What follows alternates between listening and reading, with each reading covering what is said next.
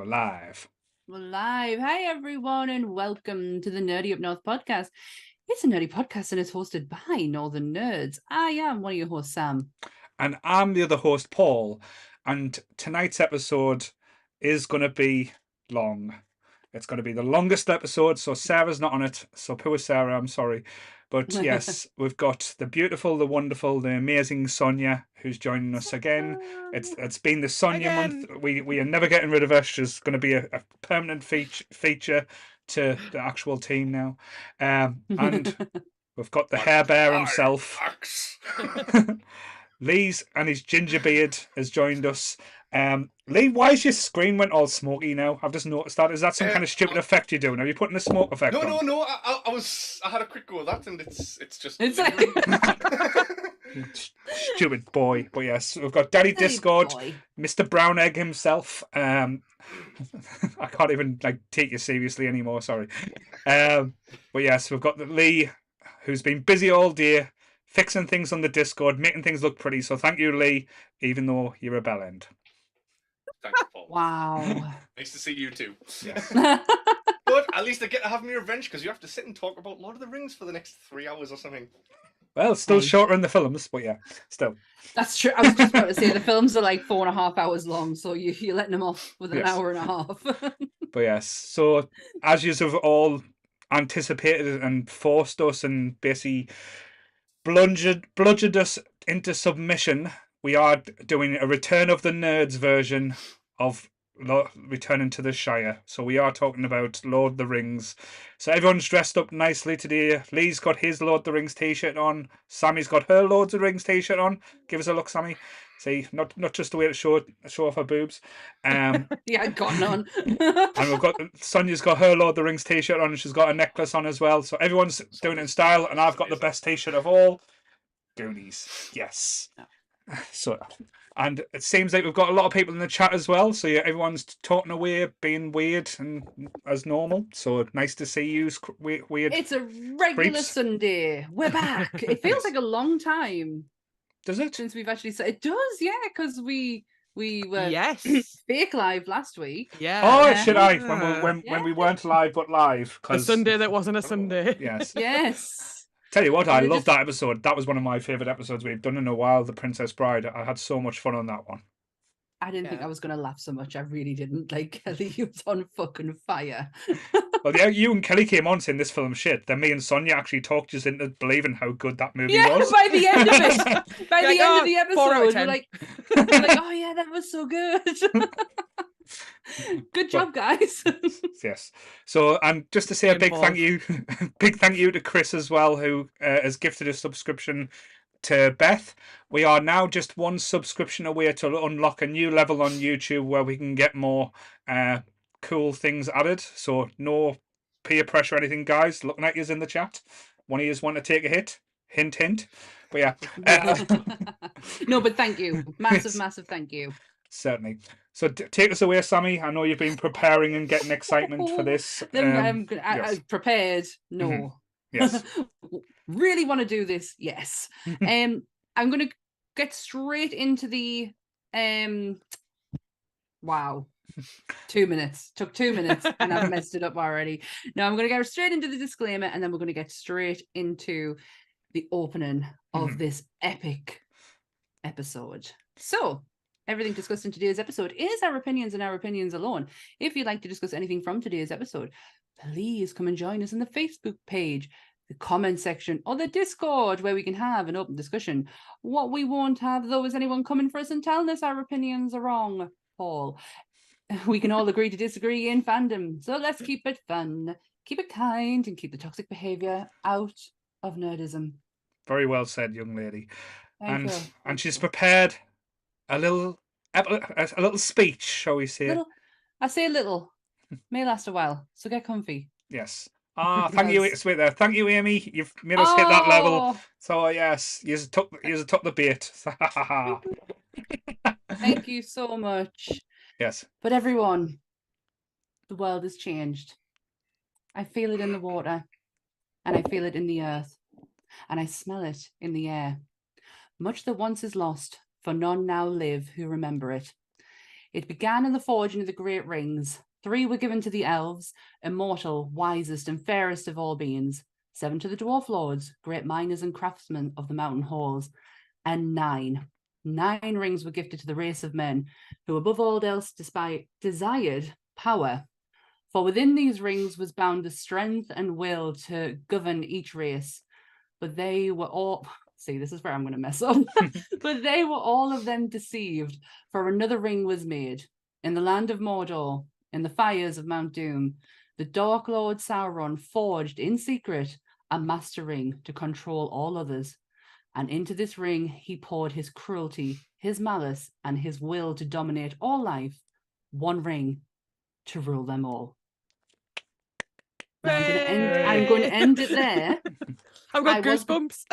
I was going to continue and read the whole thing, but the reason I wanted to do that opening and just end it with the 1 ring, because everyone gets confused where the rings and how many rings there were and who they went to, and it kind of sets up the scene quite nicely to lead us into the Lord of the Rings. I think there should be some kind of like song. Lee, sing for us. Oh. I was Sing. hoping like the whole just started somewhere. Yeah, now Lee sing Black Parade for us. Yeah. Oh. I was going to read the whole thing, and then when I had it in my mind, I was like, I just want to end on the 1 ring to rule them all. To be fair, looking at Lee's face, I thought Lee was either going to come or burst into tears. He was looking so excited. He was like looking so emotional. Well, to be fair, the tears are just lube, just people's not using it right. But yes, so just before we start, and because I know everyone's sitting in anticipation for me to go through this as well, I did discover something today, and I was looking on the internet, and I found a picture on there of 4 little friends who's going on a little adventure, and how they started off. So I'll bring up the picture there, so everyone can enjoy them. So, I knew this was coming when you posted in Discord, and it didn't have the heads on the hobbits. It was like, he's Lord of the Rings. So we've got 4 hobbits, starting off with little Chris, not like looking quite tall there. I think so. I think I've done Chris a bit of justice. Lee looking like the sexiest hobbit, like kind of like looking out there, saying, giving it this big funky dude, like a smouldering Frodo. Yeah, it's good. I think you should grow your hair like that. I think you would suit it, Lee. So I think the curls could come there. And we've got Joe with hair, which is the most frightening thing I've ever seen in my life. Like as soon as I put it on, it looked like it was a Scouser out the 70s. But yeah, He does. He needs like a gold chain. And then we've got Jake, who just looks very angry to be part of it and being dragged along and out of his comfort zone as well. So these are the 4 hobbits that's taking us on the adventure as well. Aww. So I just thought I'd do something nice for you and put a little smile on your little hobbity faces. But like I say, Chris has not grown too much as well. There's a scene in I think it's the Two Towers where Pippin grows after he's drinking something from the forest, and he's like, I know Mary grows or something, and Pippin goes, "What, you're 4'5", or 3'5" or something?" And I was like, "Oh, is that how Chris feels?"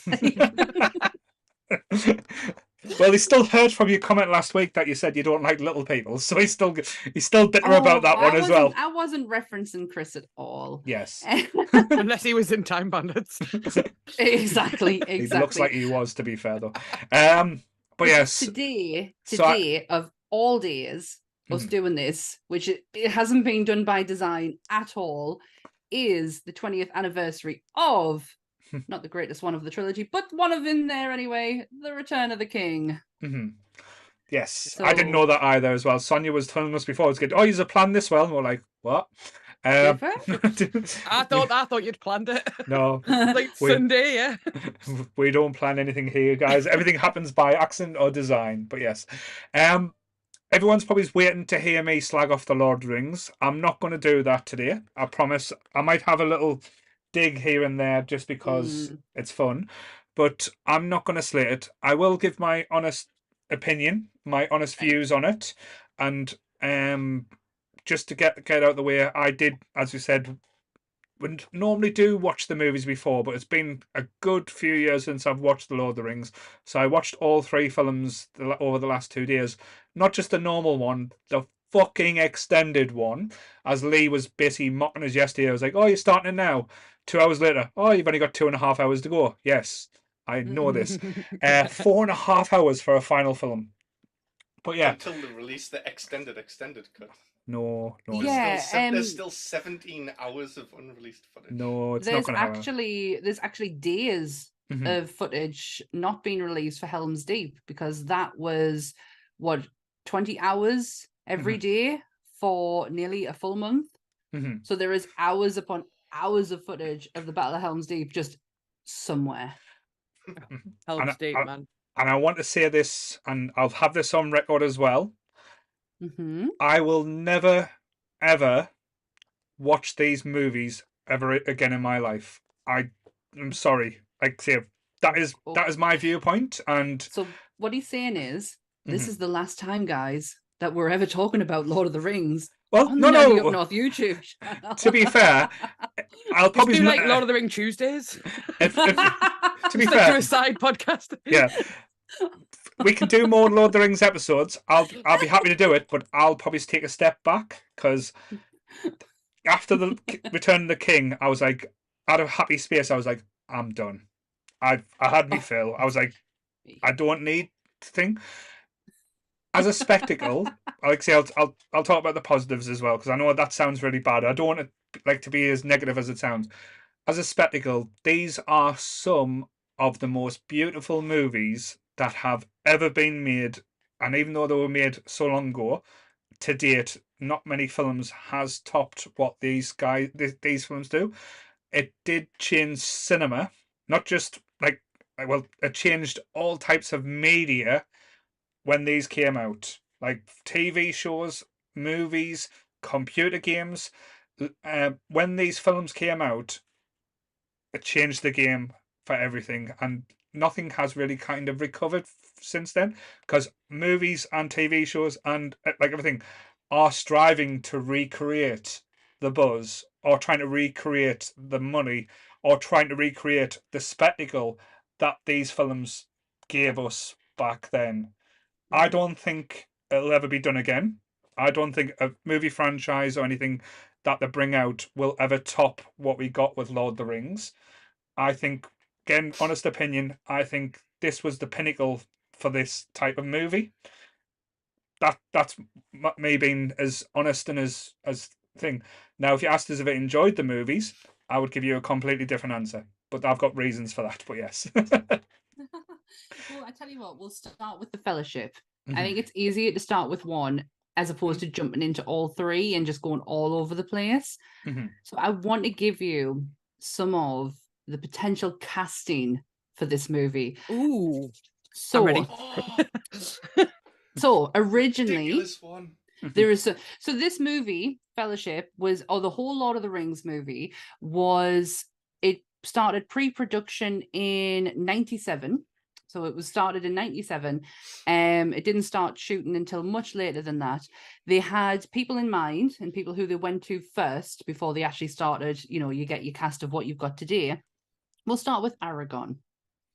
Now, we all know that originally Stuart Townsend was cast as Aragorn. There's scenes out there with him in there, and he was famously sacked because he's shit. No, he was. It's because he looked too young. No, it's because he looked too young. It's not when he saw shit. when he saw him on screen. It's not what he pictured. When you're looking at Aragorn in The Prancing Pony, you are looking at Stuart Townsend. That is not Viggo Mortensen under that cloak. But the original, this is the best one. Now, there is some fucking good ones. But the original person they wanted was Daniel Day-Lewis. Yeah. Not who I He was said, fuck no. Their second pick, this is the best one, was Nicolas Cage. Oh my god, imagine. And he turned it down for other commitments. And yeah, Nicolas Cage was originally offered it, and then it eventually went to Viggo Mortensen. He wasn't going to take it, was he? Viggo. Who? He had to get Viggo, talked into no. it. He had to His get talked son into it. talked His him into son it. talked him into that Yeah. one. What a Gandalf. baller. Such a different film. So different. I'm a vampire. I'm a vampire. Nicolas Cage would have been amazing. He would have just picked up Frodo. Fuck it, we're going to Mordor now, bitches! just get him on his back and run. Just like sets his motorbike on fire and just rides into Mordor. Just go, Mordor! Such a different movie. Yeah. But Gandalf is a good one. Mm-hmm. So Gandalf originally, this is apparently quite well known within the Lord of the Rings community, that was going to be played by Sean Connery. Yeah, I've heard that. Yeah, but Sean Connery turned it down. Again, commitments. Then the line goes, Patrick Stewart. Right. It actually ended with Patrick Stewart. It was Sam Neill. Mm-hmm. Oh who no, I don't like said- that. No. Yeah, It's going to be like the New Zealand thing, though, right? Like they're going to Yeah, go it through was. like the Kiwi community. Yeah, Sam Neill was a big one, and then it landed on Patrick Stewart, and Patrick Stewart was actually quite tempted, but then said, "I've got my stuff coming up with X-Men and blah de blah. Maybe we should go with Ian McKellen because he's all finished with his X-Men stuff." And Ian McKellen went, "Fuck yeah, I'll do that." And one more.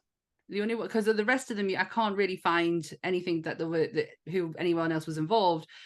This was probably my favorite, and I would love to have known how this conversation actually went down. But David Bowie wanted to play Elrond. No, that would have been so cool. I would have liked that. He actually went That's the only to Peter good Jackson. casting that Yeah. I've heard from there so He- far. He actually went to Peter Jackson and begged him to play Elrond, and Peter Jackson says, "I had to tell David Bowie, no." To be fair, though, it would have been Already had loads of cast- advance. Like I say, he would have. Have you seen Labyrinth? See me crotch in there.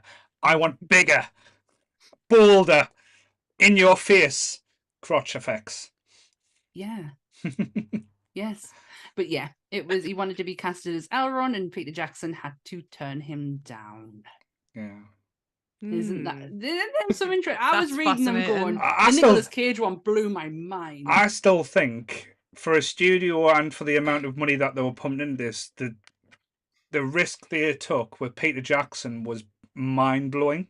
Like if you think about it, his films before that, like Brain Dead. Brain Dead, yeah. Brain Yeah. Dead's amazing. But I know, but going from Brain Dead to Lord of the Rings, yeah. it just It's a massive jump. it's a massive jump, but it was always going to happen. So Frighteners was the last movie that he did before Lord of the Rings.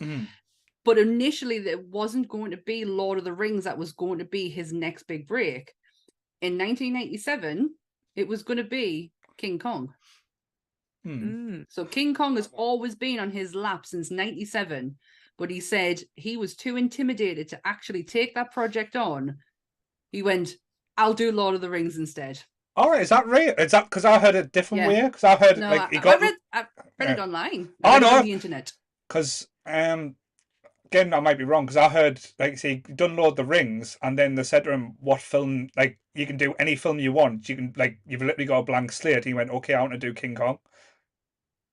No, he was offered King Kong initially. This is what I read anyway. He was offered King Kong initially, and he said so. It was always his. Yeah. And he just went, "I can't do it yet. Right. I can't." If you notice, a lot of what was used in Lord of the Rings is then used in King Kong. Yeah. He didn't know how to translate King Kong over to make it visually impressive. But when he did Lord of the Rings, it kind of worked out that he had the technology was there. To be fair, they created the technology during Lord of the Rings that made these films. And again, we probably slag off this technology so much now because with Lord of the Rings happening, everyone thinks they can make CGI movies fully, and now it's the overindulgence and overabundance of CGI in movies that don't necessarily need it. Will always do it better. Yeah, but that's the thing though with Lord of the Rings, you couldn't make that movie practical. It's just impossible. It's absolutely. Imagine doing all the practical effects for Lord of the Rings. You would be still making the first one now. Yeah. And there's a reason the films took so long to do as well, because it was because they were pioneering new tech that like hadn't been. There's a really funny clip. I think French and Saunders did a full sketch where like they were creating Lord of the Rings, and they were like, "How do we do this opening scene? We need like hundreds of thousands of people at war. Like, what are we going to do? We haven't got this kind of manpower." And I think it's French. Dawn French is just like, "I've got it. We're going to get ants and a hairdryer." And they just blow all the ants over. But like, because how else were you meant to do that? Like, No. you in old films, you would have needed the people.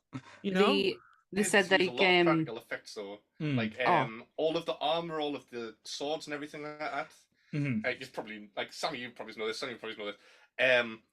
All of the people making them behind the scenes, they just put them in orc outfits. Yeah, they ran out and of people. Stuck them in they had the New Zealand firefighters as well, didn't they? They got They had the firefighters, a rugby team, team. Yeah, yeah. They had everyone. They literally ran out of people to use as extras. The Shire is actually genuine. That is a thing. You can go and stay in them now. Yeah, but it was created a year and a half before they even started filming. So the foraging and everything was real, and they actually had people living in it. So it was a livable place to make it more believable. So I thought that was absolutely brilliant. Just before we go, just Lee, there's comments in your hard of hearing, Lee. So if you can turn up your microphone or speak clearly a bit. Too far away from it. Yeah, I'll just speak a bit louder than it's about. Do your big boy voice, Lee. It's fine. So yeah, the budget for all three movies was 287 million, but it wasn't going to be three movies. So the initial distribution had it only pegged for two. Right. So Peter Jackson had to figure out, and Fran Walsh had to figure out how to fit this into two movies. They then were dropped by that production company and picked up by New Line, who said, "We'll give you three movies. This is the initial runtime that you can have. However, we can always do something afterwards." Imagine. Yeah. Imagine trying to get that into a 90-minute movie each. Yeah. What would you cut out?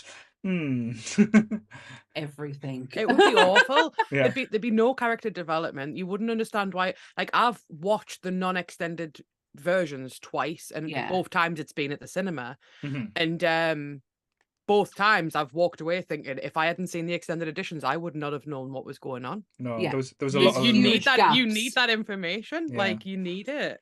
So going back to when you first watched these movies as well, like say the Fellowship of the Ring, did you just go to the cinema to see it first time when it first came out? No, I didn't. Several times. I did. I was a late bloomer, unfortunately. I nearly didn't go and see it. I saw all the posters and Frodo, Elijah Wood. I love Elijah Wood, but it's just I looked at the poster and thought, nah, I don't like his face. Don't like his face. Well, Frodo's got that very Timothy Chalamet look. He needed that face. That's why. That's why he needed that face. You would have loved him with that face there. But yeah, let's be honest. He's not the hero of the film, is he? No, he's not. He loses his sword 3 times in the whole trilogy, I think. He actually loses the ring to where Sam finds it for him. Sam has it for him. Yeah, and then he has the goal to be like, "Oh, Sam's trying to steal the ring." Technically, he doesn't lose the ring. It's on him. Sam takes it because he thinks he's dead. So yeah. Yeah, he hits he's still arsey with them. But it's not really. He threatens a mentally deranged anorexic hobbit with it, and that's the whole. He's not quite a hobbit, is he?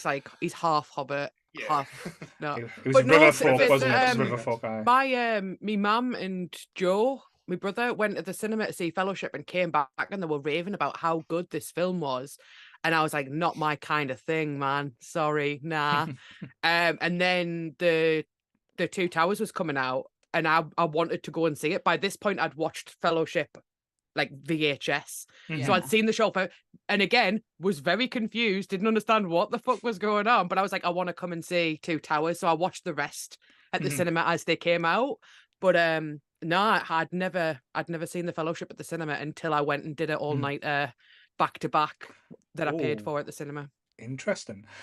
I know I had it like people's going to laugh at this. I didn't have the best experience of seeing The Fellowship in the cinema, not because of the movie. I was very blown away by the movie when seeing it, but at the time when it was released, it was impossible to get tickets. So we went, and it was before pre-booking online. It was when you had to ring up to get tickets and stuff. But we thought, oh, we'll go to one of the late showings, and the only seats were like bottom left, second row. So basically, sitting in the cinema, looking up like this, Yeah, that's no neck good. creaked back for like nearly 3 hours. Your neck. Yeah, I was like, this is going to cause me problems in the future as well. But yeah, I remember having a better experience for The Two Towers, and again, probably it's down to popular belief. The Two Towers is the better movie of the three. 100%. I prefer the first. I prefer Fellowship. Right? I prefer Two It's Towers. just a beautiful film. It shows you like all of these amazing lands, all this beautiful scenery. It gives all the backstory of all the characters, Mm-hmm. and it's a journey film. And they go on a journey and they fight against all these amazing bad guys like Lurtz, the Uruk-hai, the Balrog, Fucking Saruman, and Gandalf have a fight. Sauron fighting at the beginning against all the armies. Mm-hmm. All of that is amazing. And then The Two Towers is less of a journey film and more of an action film. Mm-hmm. Yeah. And Do it's you know what it epic. is? Two Towers has. Sorry, I've got a hair in my mouth. Two Towers has, you know, the Battle of Helm's Deep. One of my favorite it probably is my favorite battle scene of all time. Yeah. But the reason I prefer Fellowship is because once Frodo and Sam break away from the group, I find their scenes to be a little bit like, oh, come on, get on with it. Yeah. Like, you don't have that in the first film. You've just got like all these people meeting each other. So I prefer Fellowship for that reason. In fact, I sometimes skip the Frodo Sam scenes. I'm not gonna lie. I don't Sometimes blame just fast you. forward. I generally don't blame you. They're so infuriating. My favorite moment, one of my favorite moments, is the bonding of the Fellowship, where where it all happens. That whole council meeting. My heart. I absolutely love it. I love the fact that Sean Bean is reading from a script on the floor. Oh yeah, that's now so I can funny. see it. you can't not look at his eyes like he's like.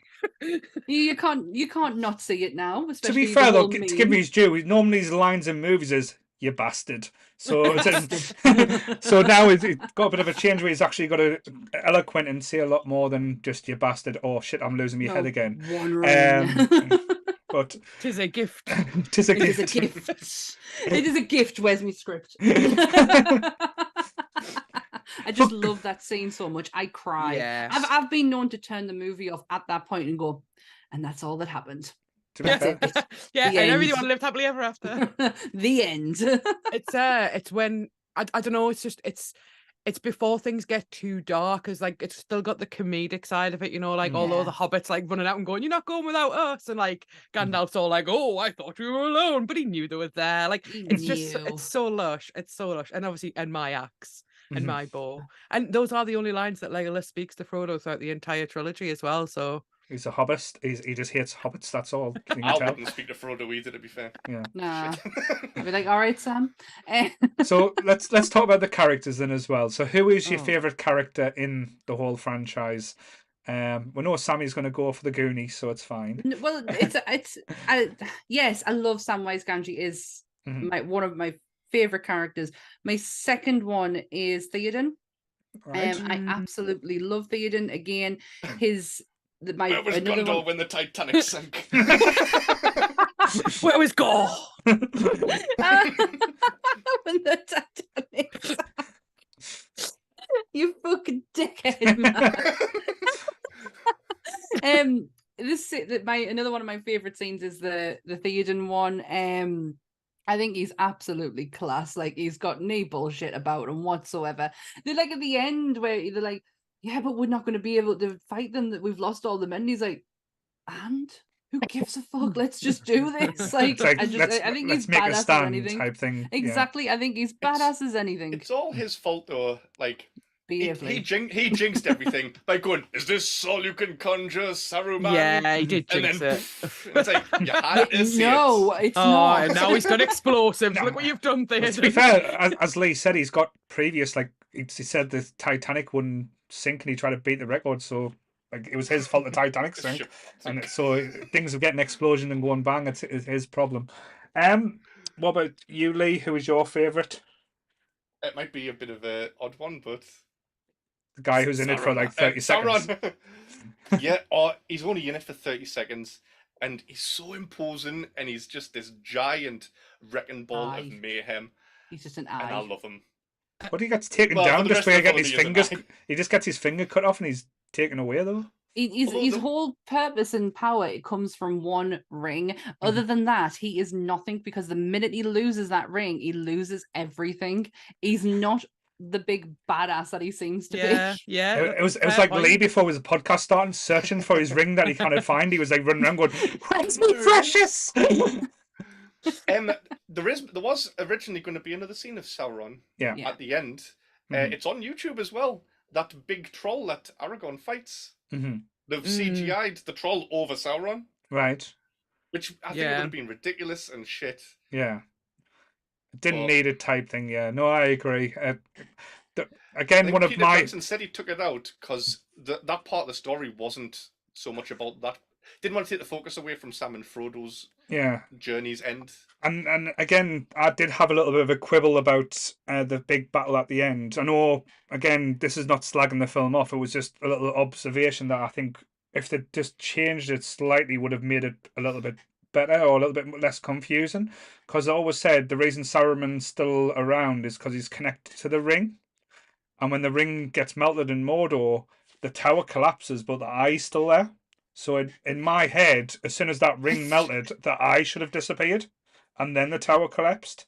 So it should have been done Right. in that kind of order. So like the ring's gone, his kind of presence is gone, and that's where I think. But it's the ring goes, and then things starts falling down, and the eye's kind of freaking out because the tower's going. But I was like, visually it looks good, but when I'm trying to think of it as a logically like minded type of film, I know I'm talking about fantasy and stuff like that.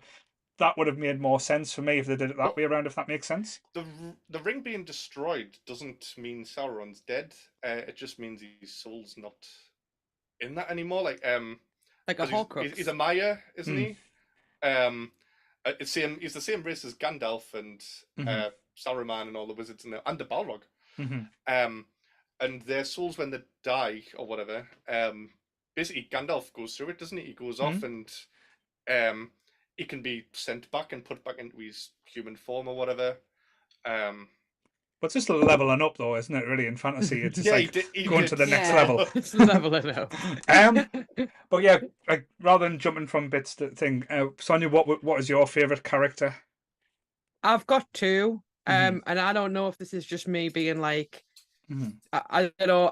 I've just got something about you'll see the theme, right? Mhm. So my two favorite characters are Éomer and Faramir, Mhm. and I think my thing is just like men who've been pushed away, shat on, dropped by the people that should be there for them, but who still fight for good. They Mhm. don't use their shitty history or shitty life as an excuse Yeah. for evil, and it shows how easy it is to make the right choices in that situation. I fucking love the fact that you said Faramir. I said to Anth when I was watching it the other day, I was like, there's something that I am so drawn to with this character. I Mhm. can't Yeah. put my finger on it. He's just lush.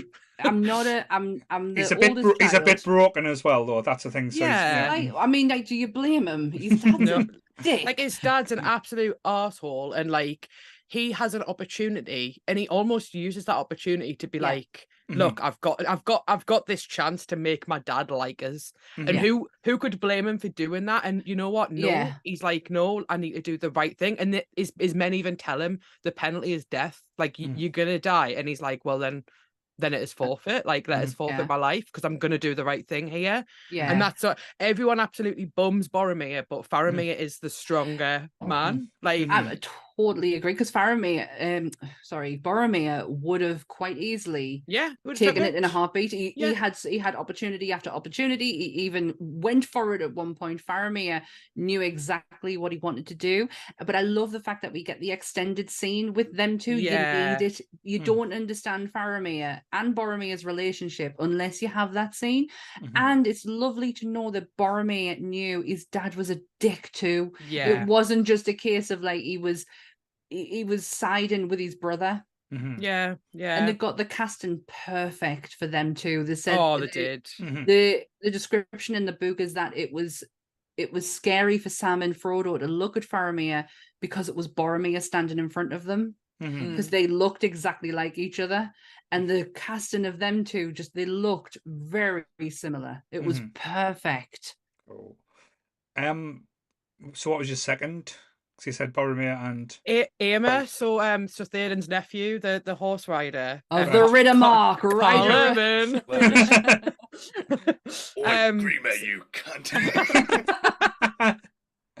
Like similar story, but like for him, it's like he's outcast, he's kicked away, and he does leave, but he leaves with his men and continues fighting the good fight. And then when he's needed, he comes back. Like he's a good man doing the right thing. And again, like just I don't know. Maybe, too proud. Maybe I've got a thing for like Maybe men who are pushed there away. is a bit of a theme, but I do like the fact that it's of the Riddermark, rider of Rohan. I love that. I love the way he says Riddermark too, with his New Zealand accent. It's very lovely. But I don't like accent. Touche. I don't like the way he is with his sister at one point, even though for many years Miranda Otter's character absolutely did my absolute tits in. It's only just recently I've started to actually like because her. we're all like, we're all pining after him. Get over it. Yeah. Get the back in line. Stop throwing yourself at him. He's clearly not interested. He's 80-year-old man. Is he not interested? I don't know if he's like, I think he is. Yeah, you my know. lass is off to the Grey Havens. I've got to have a backup lass. To be fair though, it's got to be wrong though, because as it finds out in the extended version that he's part of this like race that doesn't age and stuff like that. So it's like you because you don't, like as Sonia said, in the normal thing, you don't find that out that he's actually like ancient until the Dunedain. Yeah, the Dunedain. I love the languages in this movie. Tolkien was huge into language. Tolkien could speak Latin before he could speak English at the age of 4. He is and he used to talking about privilege, guys. Privilege. Oh, this is the best bit. So this is how posh he was. He used to be in a club at university called TCBS, the Tea Club and Baravanian Society. Let's get this out there. I fucking hate him, and they just for that, no, was drink tea in the library. Bellend. How badass and hardcore are they? He wrote The Hobbit in 1937. And he followed it up with Lord of the Rings in 1954, The Fellowship, Two Towers 54, yeah? No, yeah, Two Towers in 54. And then followed it up the following year. So he had everything all ready to go. He was also a code breaker in World War II. But yeah, I didn't even know until the other day that he had to go back and rewrite The Hobbit. So the first edition of The Hobbit's completely different. Really? Because some of the language he used, that people used to argue with him, saying there's little bits like Gollum gives away the ring.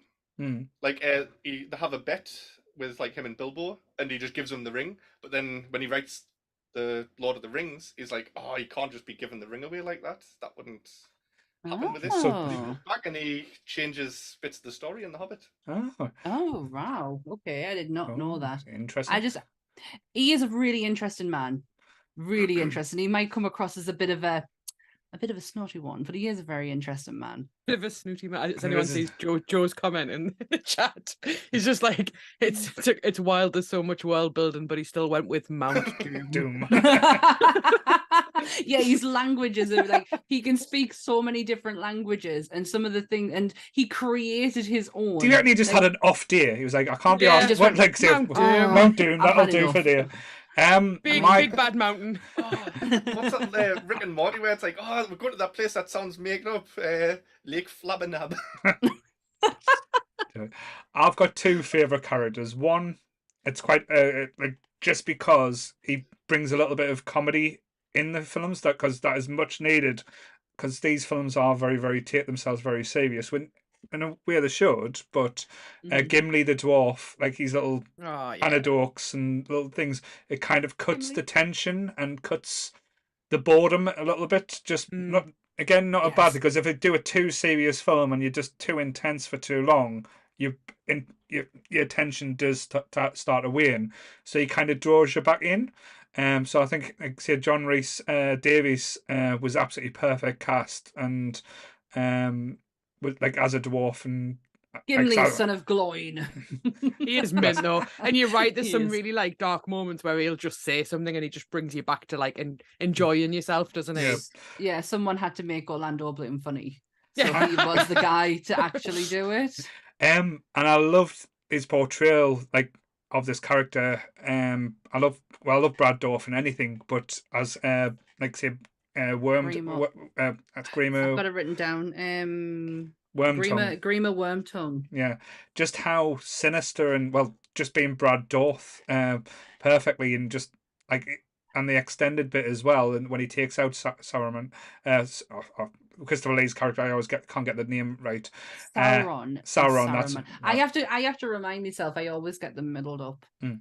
You couldn't have changed them two a little bit, could they? Like the two big bads. I have do just as well. quite distinct it. I actually said to Coxie earlier on, I was like, I feel like I can do so well with like Lord of the Rings trivia, but I'm always just like, wait, is it Saruman or Sauron? Saruman. Which one's which? Just call them Dracula and the Big Eye. But yeah, Dracula here. But yeah, Did you know?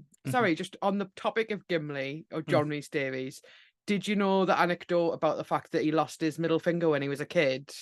So like he has a prosthetic middle finger, and one day on set he cut the finger, put blood on it, and then went up to Peter Jackson and said, "Boss, I've had an accident." And Peter Jackson looked like he was going to faint. He was like, "Oh my god, we need to get you a hospital now." And he was just like, "I'm just kidding. I haven't got a finger."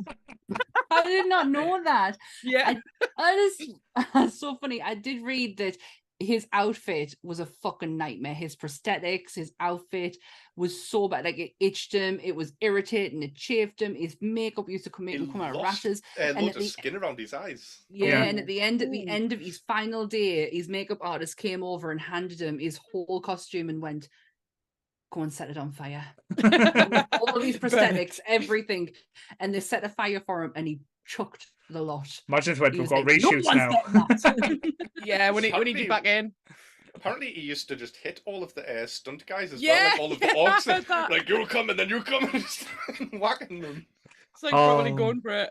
Why not? Apparently, though, when you meet him in conventions, he's supposed to be the most wonderful person to meet, just because he just like fills the room with joy. That's probably the only description I've had. Like, I've never heard anyone say anything negative or bad.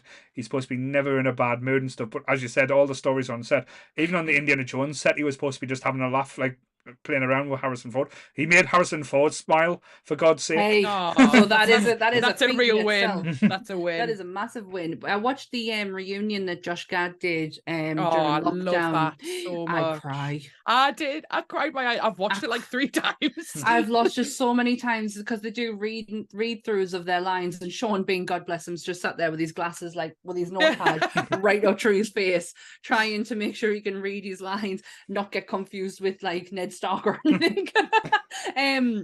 But when it comes down to Jonathan Rhys-Meyers, when he's talking, when they're talking about him and him talking about the movie, it's just, you can tell there is so much love for him and him for this.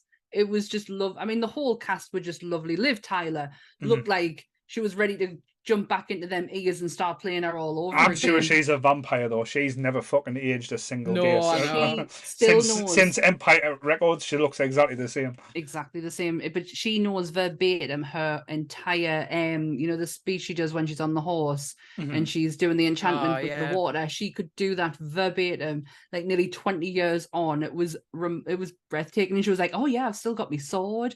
I've still got this. I've still got that. I've still got my necklace." And it's like, go on, pet suit up. Like, let's see it. Wasn't it? Didn't Christopher Lee, like when he joined the filming on the set, like start giving people notes because he knew Tolkien? Yeah, they fucking hated him. Yeah, it wasn't what an a absolute case legend. He wanted to actually play. He wanted to play Saruman, didn't he? Yeah, and he was told he wasn't allowed. He wanted he wanted to play Gandalf. That's what I meant. Gandalf.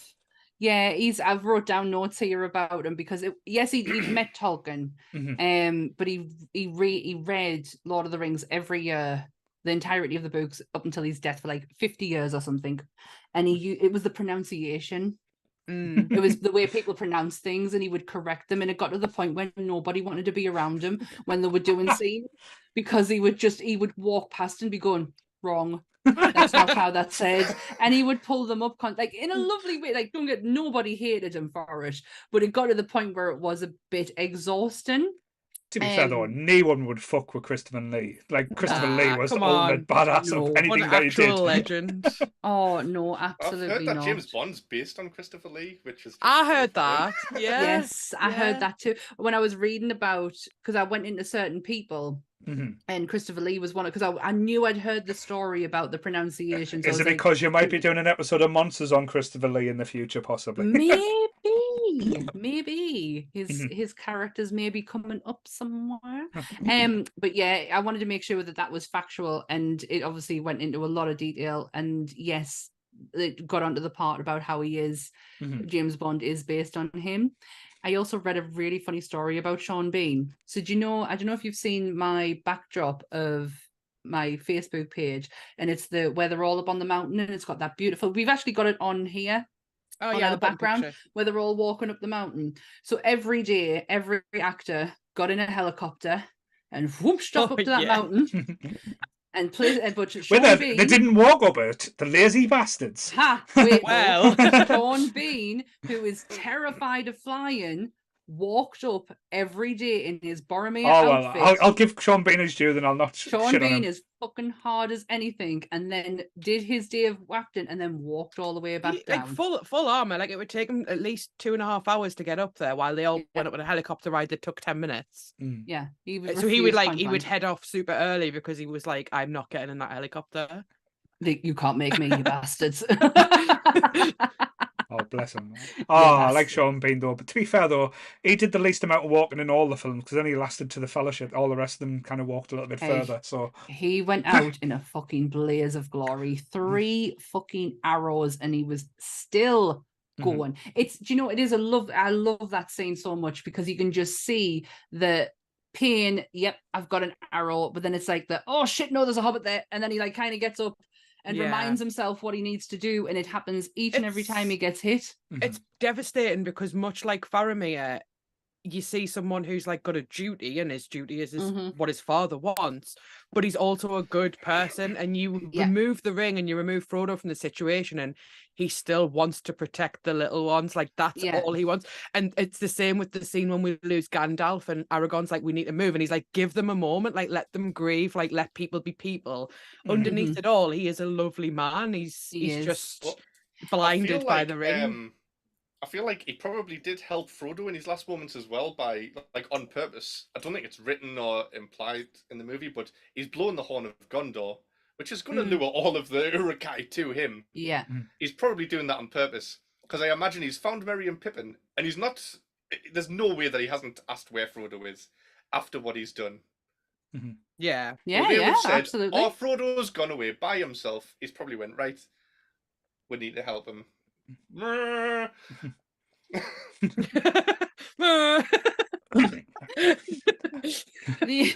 is a great impression of Aragorn right there. Absolutely. So if someone can clip Lee fantastic. blowing his horn for us.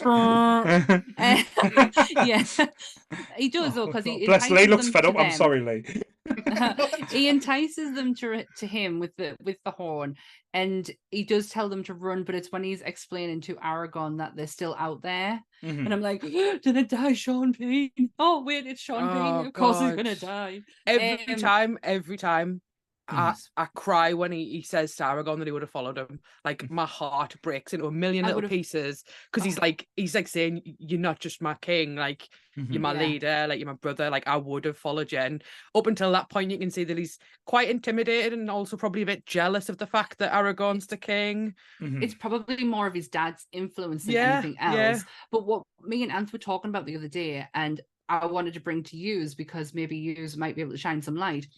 Aragorn is Isildur's heir, and that is the heir to the king of Gondor and something else. I had it written down. Where are all the other heirs? Where were they? Dead. Where's his dad? Dead. Where's his grandfather? His Dead. dad died when he was 2. But why did the steward of Gondor, he took over when Boromir was 4, he kind of like forced his way through. So why didn't the heirs do something about that. That's what I'm really. There's no because the great puppies weren't detail of around. background. Because if you think about like Aragorn, no, I can't get my words out now. He, like they said, he was 83 when he thinks so. If he was 86. So if he was 4, that was 84 years ago, 82 years ago. So essentially they could be dead, and it's Aragorn who's in their time. It's Aragorn who's the heir, but he's walked away, younger, and he's walked right. That makes a lot more sense. In the book, which I haven't read, but again, like Game of Thrones, I do a lot of research about things that I haven't read because I want to know more. In the book, it's a lot less.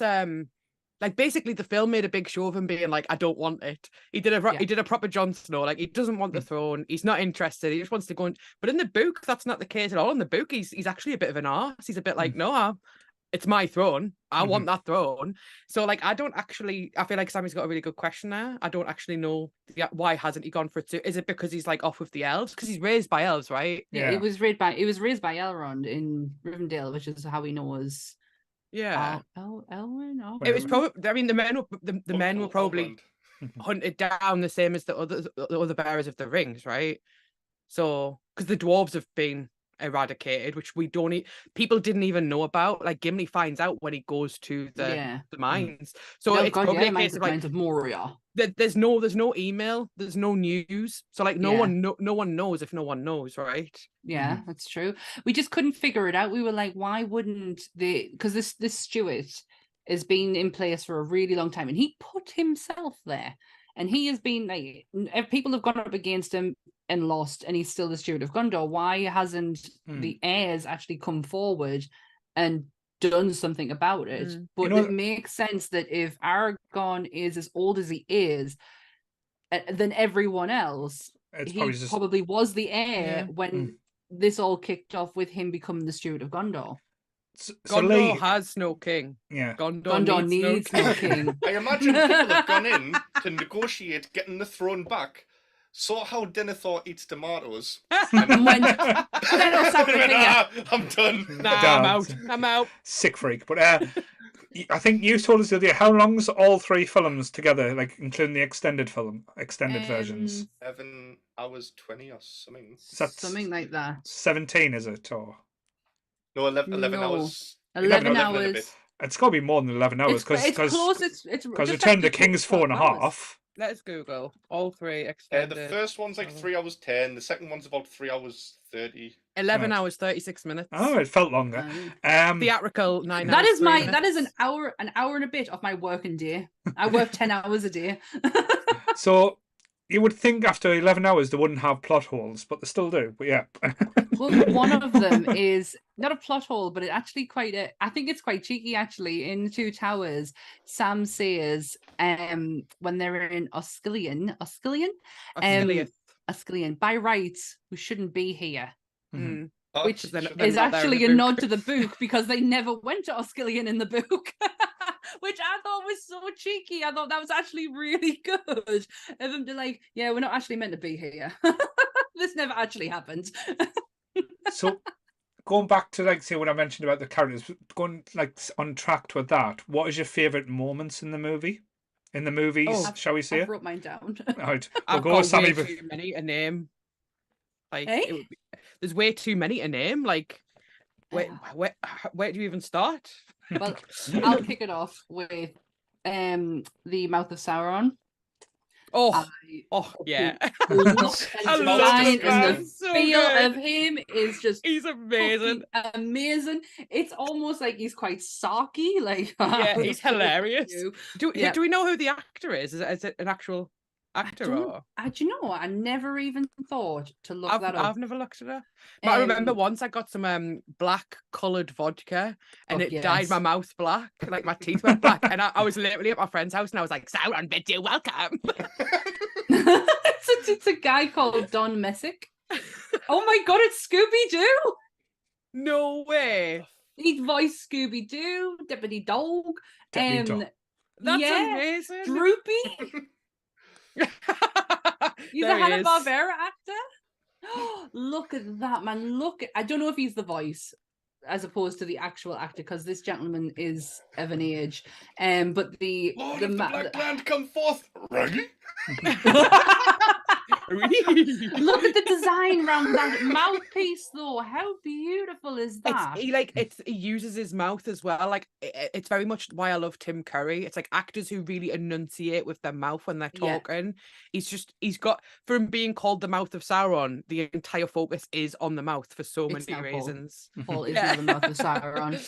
I love the front piece here reminds us of Last of Us. I'm getting like proper Last of Us vibes of, the creature thingies. It looks like that. It's just, I love it. I love the mouth of Sauron when he's in it. I've even wrote, Sam is the true hero. He carries him up Mount Doom. As only a Goonie can do. But yeah. One of my favorite moments is, I was talking about it earlier, and I just want to go in a little bit more detail, is Theoden's return. When Gandalf the Grey exposes himself to be Gandalf the White. And I love I just don't think I've ever actually listened to the explanation of who Gandalf is. When he first meets Aragorn, Gimli, and Legolas, they're like, oh, who are you? And he's like, well, I was once Gandalf the Grey. I'm now Gandalf the White. I am who Sauron should be. That is Christopher Lee, right? Saruman. Saruman. Oh my God, I've done anything. Saruman. So I am who Saruman should be. What I bring is what Saruman is meant to bring. I am now him. And I just don't think I've ever heard that or I've even listened to it properly. And then when he goes in and he's like, his staff, I told you to take his staff. And I'm like, fuck no, bitch, he didn't. Here we go. And the transformation. Yeah, it's so good. When he's laughing it's quite at him. seamless as well, because a lot of the CGI in that film, you're a bit like, oh, bit janky. Yeah, but that's like so, like the way his face slowly reforms, like comes back. So it is when he's laughing and he's like, her, her. Someone clip that. And it's, what does he say to him? You would have had me on for all fours like a beast. I just love that line so much. So I love that whole moment there, and especially when the guards stop his niece from trying to run out, and they're like, no, let's just leave it. Just let this happen. And they get to go and pull their swords out, and they're like, no. Let's just leave it.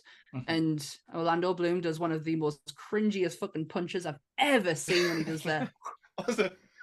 Fuck off. It's a Buffy punch. That is one of my favorite moments. I will let somebody else go next. One of the memorable things I watched back, and it was on the extended version, I think. It's when you first meet Smeagol, when he finds the ring, and you find how brutal and violent he gets pretty much from the off. Where he's this happy-go-lucky mate fishing for his birthday, and they find this shiny thing, then he chokes him out to death for it, and it's over, and it's like pretty seamless and quick. He's went from like smiling, and like it just shows you like the viciousness, and he probably always had that like nasty element to it, but then it's the evolution of it, where he goes and hides in the caves, and his skin becomes bleached because he doesn't have any sunlight. His eyes become enlarged. It's like evolution, but in a living being, which was just fascinating to see, and how they mixed up the practical effects. Let's be honest, didn't look great at first, but then like to the Gollum that we end up with, and Gollum, Andy Serkis was not on board originally. He didn't come until Two Towers. So whatever you get in the first one is not anything to do with Andy Serkis. Well, all you do is get the eyes off the first one. You don't really get the movement. You see him crawling up the wall, don't you? You see him getting tortured. Shire Hobbit Baggins, and you see him kind of like somewhat of a thing of him, but it's not the Gollum that we know. No, but no, the birth of Gollum that we get, and his journey through that movie as well, because boy does he get to go through like some emotional turmoil, bless him. I do love the scene where he's talking Gollum and Smeagol and Gollum. I love that interaction between the two. I think Andy Serkis doesn't get enough credit No, he for doesn't. how much work he put into that.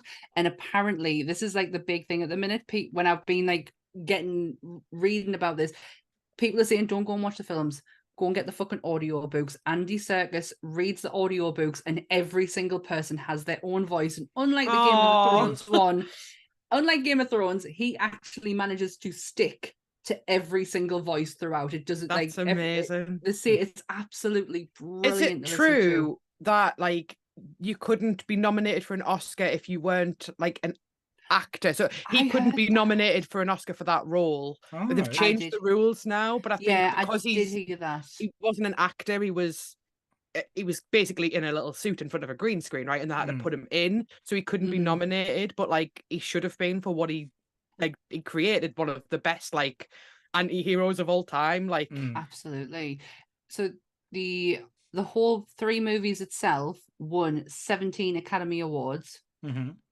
Fellowship were nominated for 9 and won 4. Two Towers was nominated for 4 and won 2. Return the King, but that was the year that because they thought nominated for 11 and won 11. The rumours about that though, because the Academy said they weren't going to give the awards per film, so they went right. We'll wait till you've done the trilogy, and even though it was for the Return of the King, in what they've said is it was for the full trilogy. Right. Well, the Fellowship won for cinematography, makeup, original score, visual effects. The Two Towers won for sound editing and visual effects.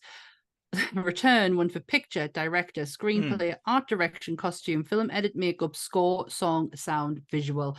Everything but an actor role.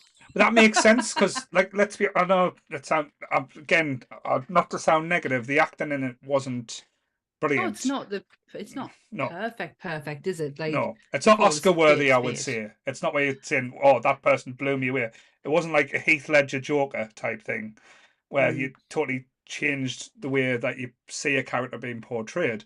But for everything it was, like the trilogy as itself, as I said, it changed movies from that point. So to give the awards at the end makes more sense than to give them all the way through, because it's kind of not to diminish like the work that was done on the Two Towers or the Fellowship, but if you do it as a complete set like a 3, no other films could even stand close to them. Not in cinematography or anything like that. If I think about the films, I don't think about like an actor's performance. I think about the music, because like Howard Shore is just the score is incredible. I walked down the aisle at my wedding to Concert and Hobbits because of how my god, right? Like I love Howard Shore. So I think about the music, I think about the cinematography, I think about moments where like quotes are said, like so you know when you get like that backdrop of music kicks in, like for example the scene when Gandalf's riding out from with his staff and he sorry, I'm losing my brain because I'm over. Return of the King of the Light. Yeah, Return of the King, the Nazgul are flying overhead, and then he does the beam of light, and the music kicks in, and there's just that backwards drop where you're just looking at all the horses riding, and there's just Gandalf running towards them with the light. Oh my god, it's beautiful. So beautiful. It's not acting, right? It's cinematography and music. It's moments that you think about, isn't it? Well, Jackson hired Alan Lee and John Howe to be the primary conceptual designers. So everything that you see, you know, your backdrops and your architecture, it's done by them too. They won the Oscar for it. They did all the illustrations for Tolkien's books. All right. Oh. So he hired them as a come and help me. Let's make this right. What about you, Lee? What are your favourite moments of the movie? 2 parts. The whole opening sequence with the battle at the end of the second age. Oh, I thought you were going to say Galadriel's opening, but okay. I mean, wow! Like, I'm going there. Sauron standing over the volcano, like, but another ring was made. Do you know that opening? Just Isildur going, no. That's with his little pouty face. So he reminds of Zoolander when he goes no, and it's like no. Looks a bit like Lee now, doesn't he? Lee looks a bit like him. Cast it into the fire. No, Lee, it's all your fault. You caused all this, Lee. All Lee's fault. But the Galadriel prologue, which I read at the beginning, was actually meant to be read by Frodo. Right. And then they were like, everything that's said in there actually has fuck all to do with Frodo at this point. Like, Frodo is the after effect, not the now. So we're not having Frodo read that out, which is why you get Galadriel do it. There you go. And then, secondly, everything to do with the Balrog. Right. Oh, yeah. Yeah, that would Oh. have been in my list. That's, yeah. Wait, but do you mean in the Fellowship or do you mean in the Two Towers where you see the actual extended Both fight? parts. I Because love everything that. to do with it. It's when you see the scene again and you're like, I've already seen this, but this time you follow Gandalf and you're like, oh, But then you shit. keep going and you're like, oh, hang on. And he catches his sword halfway down. Oh, it's unreal. And you But- you get that like backdrop as well where you just see like the fire slowly coming out of the top. Oh my God. Unreal. See, and that as I well. need to watch it again now. So that whole situation is Gandalf being a cocky bastard, though. He's on the things, and you cannot pass halfway through. If he just went to the end and done the full bridge, the Balrog would have fell over at the start, and wouldn't have been able to catch him with a whip. He would have been fine, but then we wouldn't have had Gandalf the White. He wouldn't have got his power up type thing. Yeah, He definitely true. hogged it Exactly. because he's like, he says like, swords are no use here, get away, and but the left Rivendell, there was a, what's he called? Is it not? Oh, it's not. There was an elf, I can't remember his name, who is famous for like killing like 2 or 3 Balrogs. Wasn't Gil-galad, because Gil-galad killed like 5 by himself. Oh God, he's going all nerd on us. He's going uber nerd. He's like advanced to level. Could have brought with them that would have just With absolutely wrecked it. Has Lee just leveled up, or is he turned into the White Wizard now? He is lit. Oh my God, that would have been fucking hilarious. Lee quickly Lee's changed like, into a white top. Lee leveled up. I'll just take your top off. We'll see your whiteness there. It's fine. Have you got the nipple tassels on, Lee? Have you? I haven't got me Chris nipple stickers on at the minute. Oh well. Oh, I genuinely don't know. I didn't know that was a thing. There's a few elves that took down like pretty Did they much all of the mention it in the Balrogs. movie? Right. If they didn't mention, the movie. No. then I So don't. I'm sorry. I know we're sticking to the movies. I'm just being a nerd. No, It's good. I do feel like the Balrog was like an end-level boss that needed more end-level bosses throughout this movie as well. Because like the battle scenes were great, and we got the weird pig-looking fucker on the last movie as well, which was just weird. And he's I love that look though. He looked classy. He looked like he could fuck someone up. But I think that was a thing that was missing a little bit in these movies for me. Which again, I know if we're talking fantasy, it's like each like kind of like movie taking it to the next stage, but they never really got past or got better than the Balrog. The Balrog was just beautifully cast, beautifully made, and looked aesthetically just unbelievable. And if we got more like monsters or big things like that, like I know we got the Witch. Is it was it the Witch King? The Witch King. Witch King of Angmar. Yeah, that was quite interesting. But again, his crown was a little bit. I wanted to be a bit better. Yeah. Yeah, it wasn't Wonky. for being a king. It wasn't so much. It wasn't like glorious, was it? But the I feel like Lurtz is a really, really good. I wish Lurtz was in it more. I know he is in it more because the pig fucking looking guy is played by the same actor, Lawrence Macchiari, who plays Lurtz. But me and Joe actually coined a phrase, which I'm gonna share with you now, and you will. You will remember this for the rest of your life because it's incredible. You know when someone's just like properly like all over the place, and you're like, oh, what's he doing? Me and Joe was just like, oh yeah, he's lurting all hour. Lurting all hour. Because like that's what you're doing, right? You're just like, because Lurtz, he doesn't give a shit. Apparently, Viggo used to be quite harsh in fight scenes, but then in the fight scenes with Lurtz, like Lawrence would really take it that step further. And I love Viggo. the bit where he gets the sword through him, and instead of like, you know, standing dying or like trying to get away, he pushes it further into himself and puts his face right. Like that's fucking badass. Yeah. Like I know from a production value, it's not all flames and whips and tails and stuff, but like he's still a badass bad guy. It's fucking hardcore though. He proper pulls him in. I'm like, oh, you stuff. It's like oh. He's stuff of fucking. He's nightmare fuel. Like you wouldn't want to be licked by him. Definitely not. I always forget about that scene when it zooms out after their fight and you see all of the bodies that Boromir had killed. And there's about 50 Uruk-hai just lying there dead. It's like, fuck me. Yeah, he really went went for it. He was lurching all over. He was lurching all over. Oh, I need that on a t-shirt. That'd be fucking class. There's one more I've wrote on my list that I wanted to mention because it has probably the best 2-second scene ever. Is the lighting of the beacons. Gondor calls for aid when Aragorn walks through that fucking door and runs through it. Oh my god. Get the fuck in. I just love the scene. I just love like seeing like the mountains and just being like, where is it? Where is it? And you just see like a flame. You're like, oh, there it is. Imagine that being your job, just to sit in a hut and wait to see if a beacon gets lit. Like, oh, my turn. I am waiting for some form of TikTok video to come out of like the Gondor calls for aid and the beacons lighting, because they did have you ever seen the video of people dancing to the Taking the Hobbits to Isengard? Yes. Yeah. Oh, that is so fucking funny. But I am waiting for someone to do something exactly the same for Gondor calls for aid. And Rohan will answer. Is it possible for you to watch that scene of Legolas going, they're taking the hobbits to Isengard, without going, God. No, not at all. I had to pause because I wet myself laughing. And it came you on. can't not when the memes come up. You're just like when I went to the cinema to see all three back to back, there were people dressed up as like Gandalf, as hobbits, and throughout the entire films, whenever a bit like that came up, the entire audience, so like that bit there, everyone was like, they're taking the hobbits to Isengard. So it's almost like a Rocky Horror experience, like where the crowd participates. In the Hobbit, behind the scenes, when he's like someone's got it on the phone and he's singing along to it and he's dancing. Oh, it is so good. Does anyone rate Orlando's Bloom performance in this now? Because when I first originally watched it, I was like, oh my god, who is this? Who is this fine looking elf? Too. And now in my adult 40-year-old eyes, I'm like, he's terrible. He's so bad. Let's put it this way. These films are the best things that Orlando Bloom has ever done. Hey. This was his first film, wasn't it? Yep. Yeah, and he married Katy Perry, didn't he? He's married to Katy Perry now.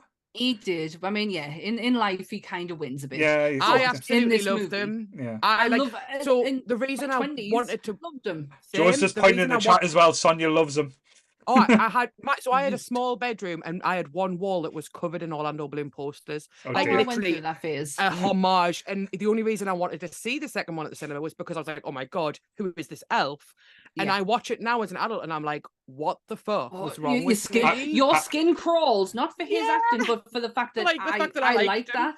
And I was like, I'm an Aragorn woman, like 100% now. Oh, Faramir, give me Faramir. I'm just going to ask the question there. Has Coxie done a Legolas for you then? Has he dressed up as Legolas? No. To be fair, Coxie looks more like Faramir. Excellent. Coxie, a chance for Coxie to show his quality.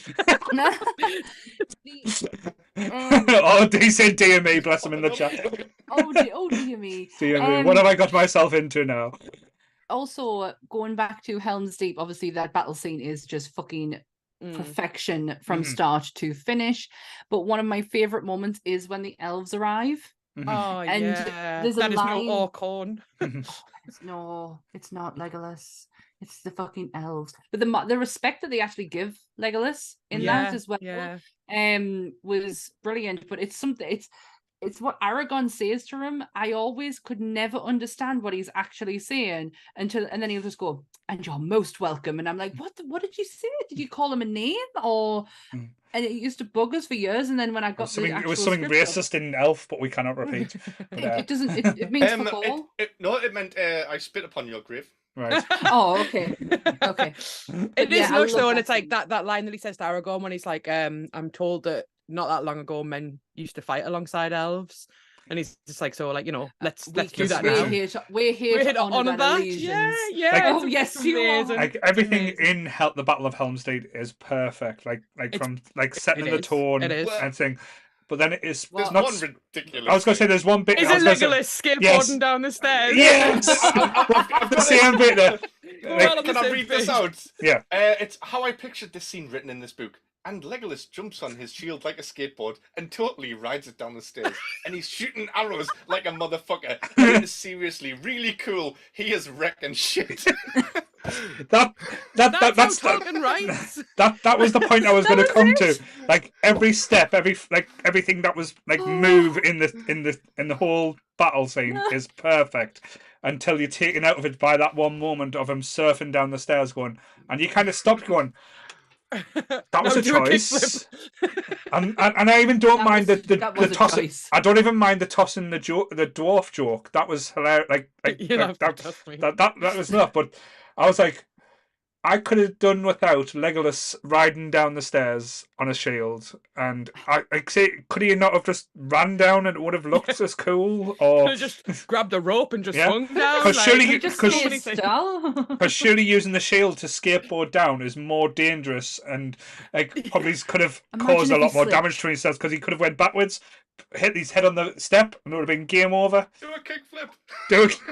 Have you been watching Tony Hawk's too? It would have been amazing if he just got on it just like a second and then went up and then and he was gone. And he was gone. I completely forgot all about that until I rewatched it. I mean, I watch this at least once a year, if not twice a year, in its entirety, the extended version, and I never look. I don't look at Legolas anymore.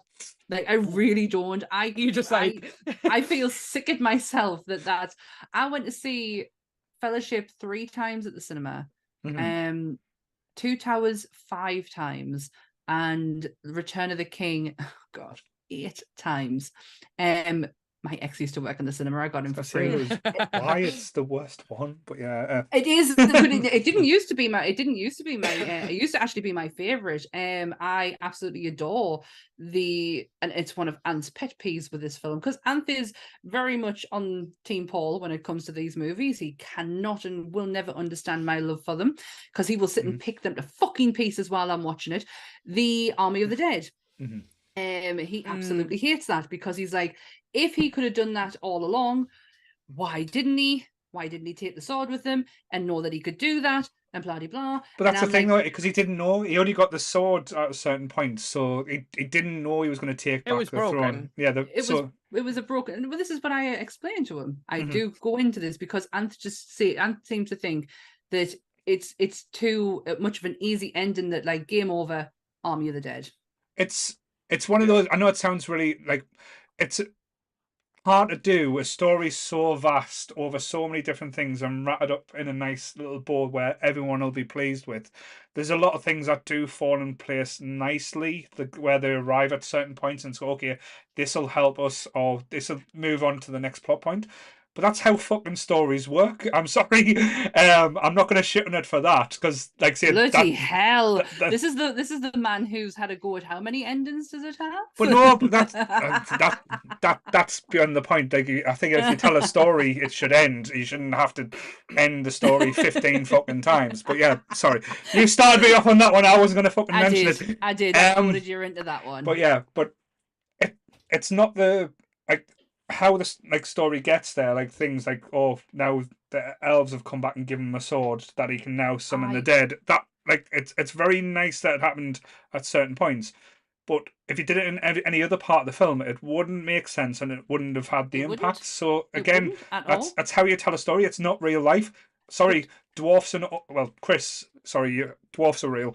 I was going to say, who's offending who now? But orcs and elves aren't real, even though Donna might be wearing elf ears as we speak. But potentially, still, yeah. it's a possibility. I absolutely adore that scene when Elrond brings him the sword, and it's the way they kind of take the sword out, and it's like, I don't know. It's when he realizes it's mended.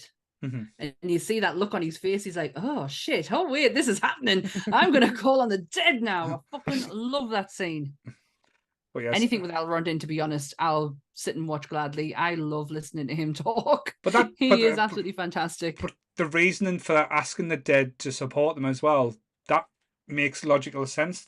They've died without honor. They can't rest.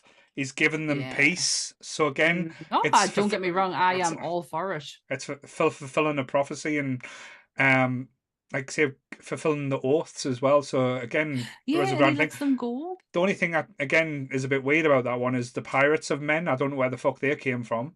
They're heavy in the books, but again, even in the extended editions of the films, they're not really explained until they're there. Yeah. Like Oh, and there's hello. pirates. And there's pirates and they look a bit like Lee in Nasty.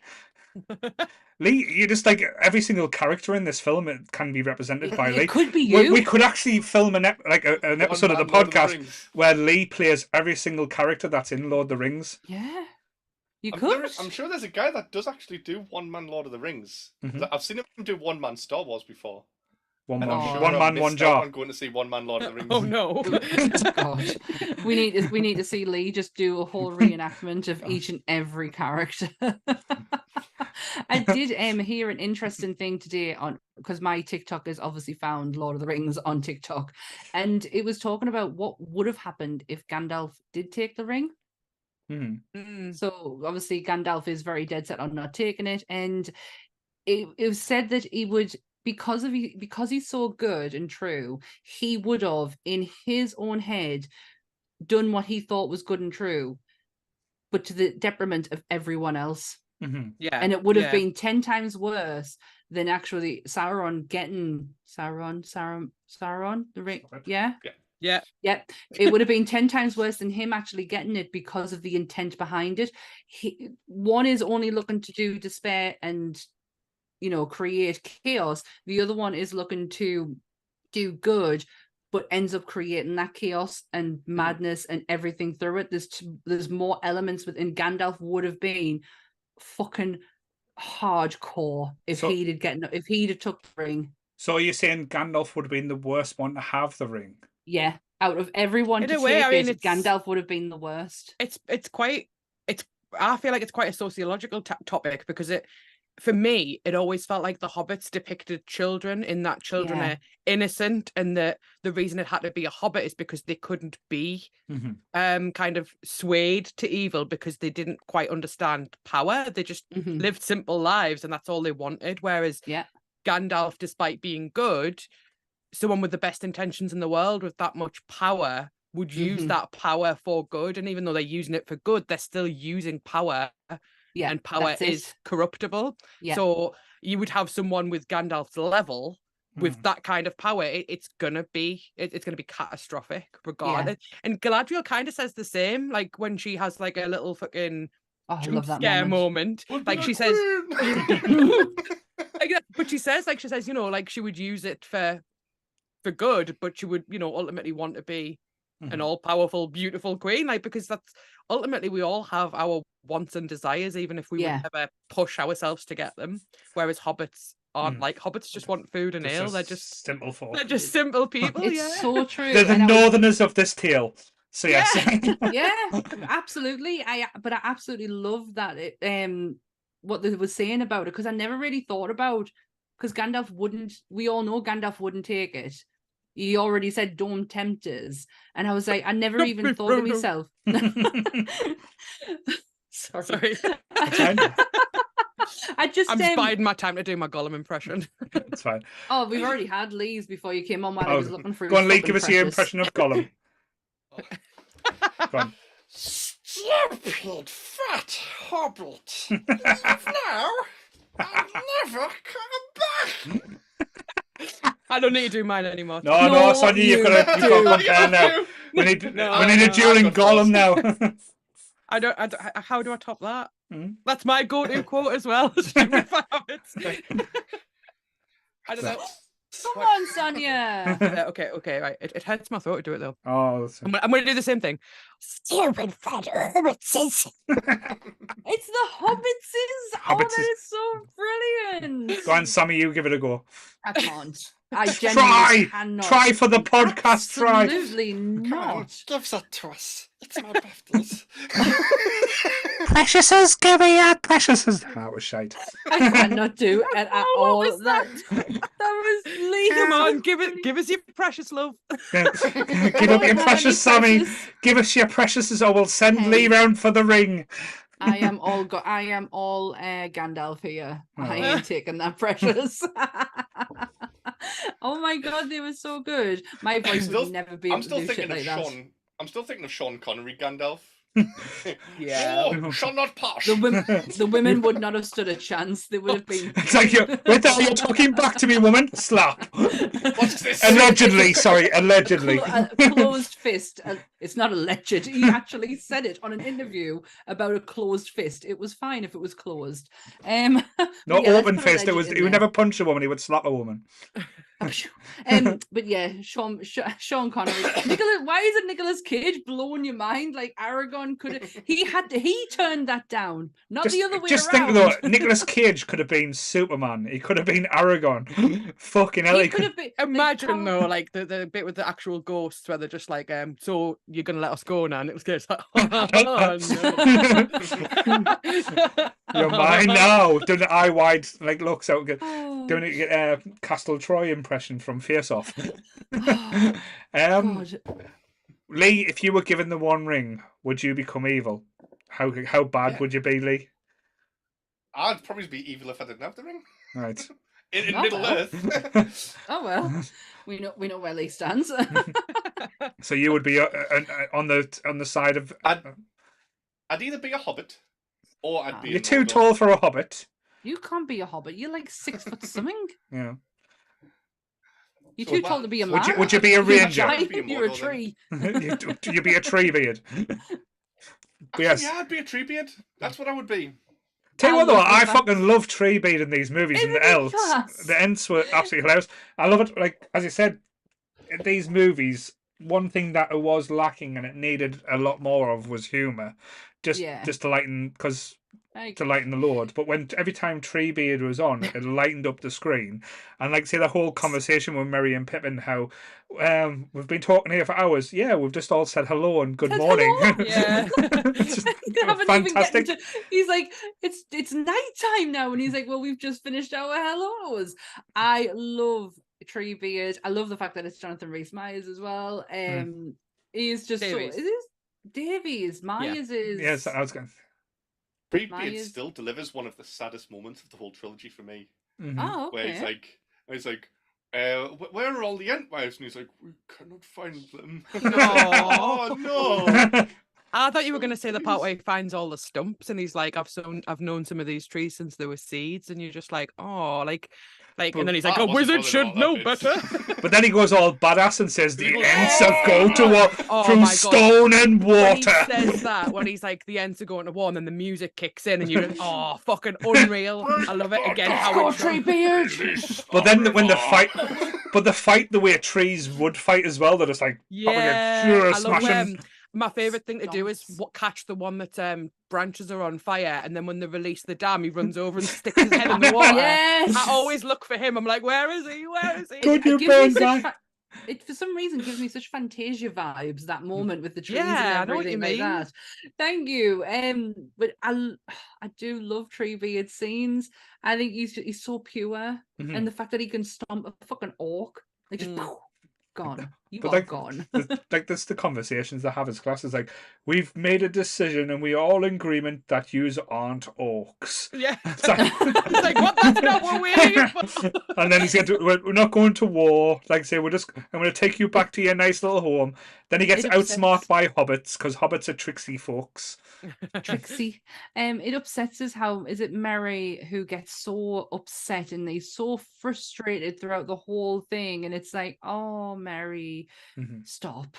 Please Yeah, stop. 'cause Like be more Pippin's of kind a of Pippin. like, Pippin wants to go back home, but I think Mary's just like, don't you realize like there won't be a home if we don't Yeah. do what we need to do here? And for that reason, I do love Merry and Pippin's journeys I just as do. much as the other two hobbits. They're all so integral in the things that happen in the story. Like Yeah. we wouldn't get to where we are without all of the hobbits. Like it's not just Frodo.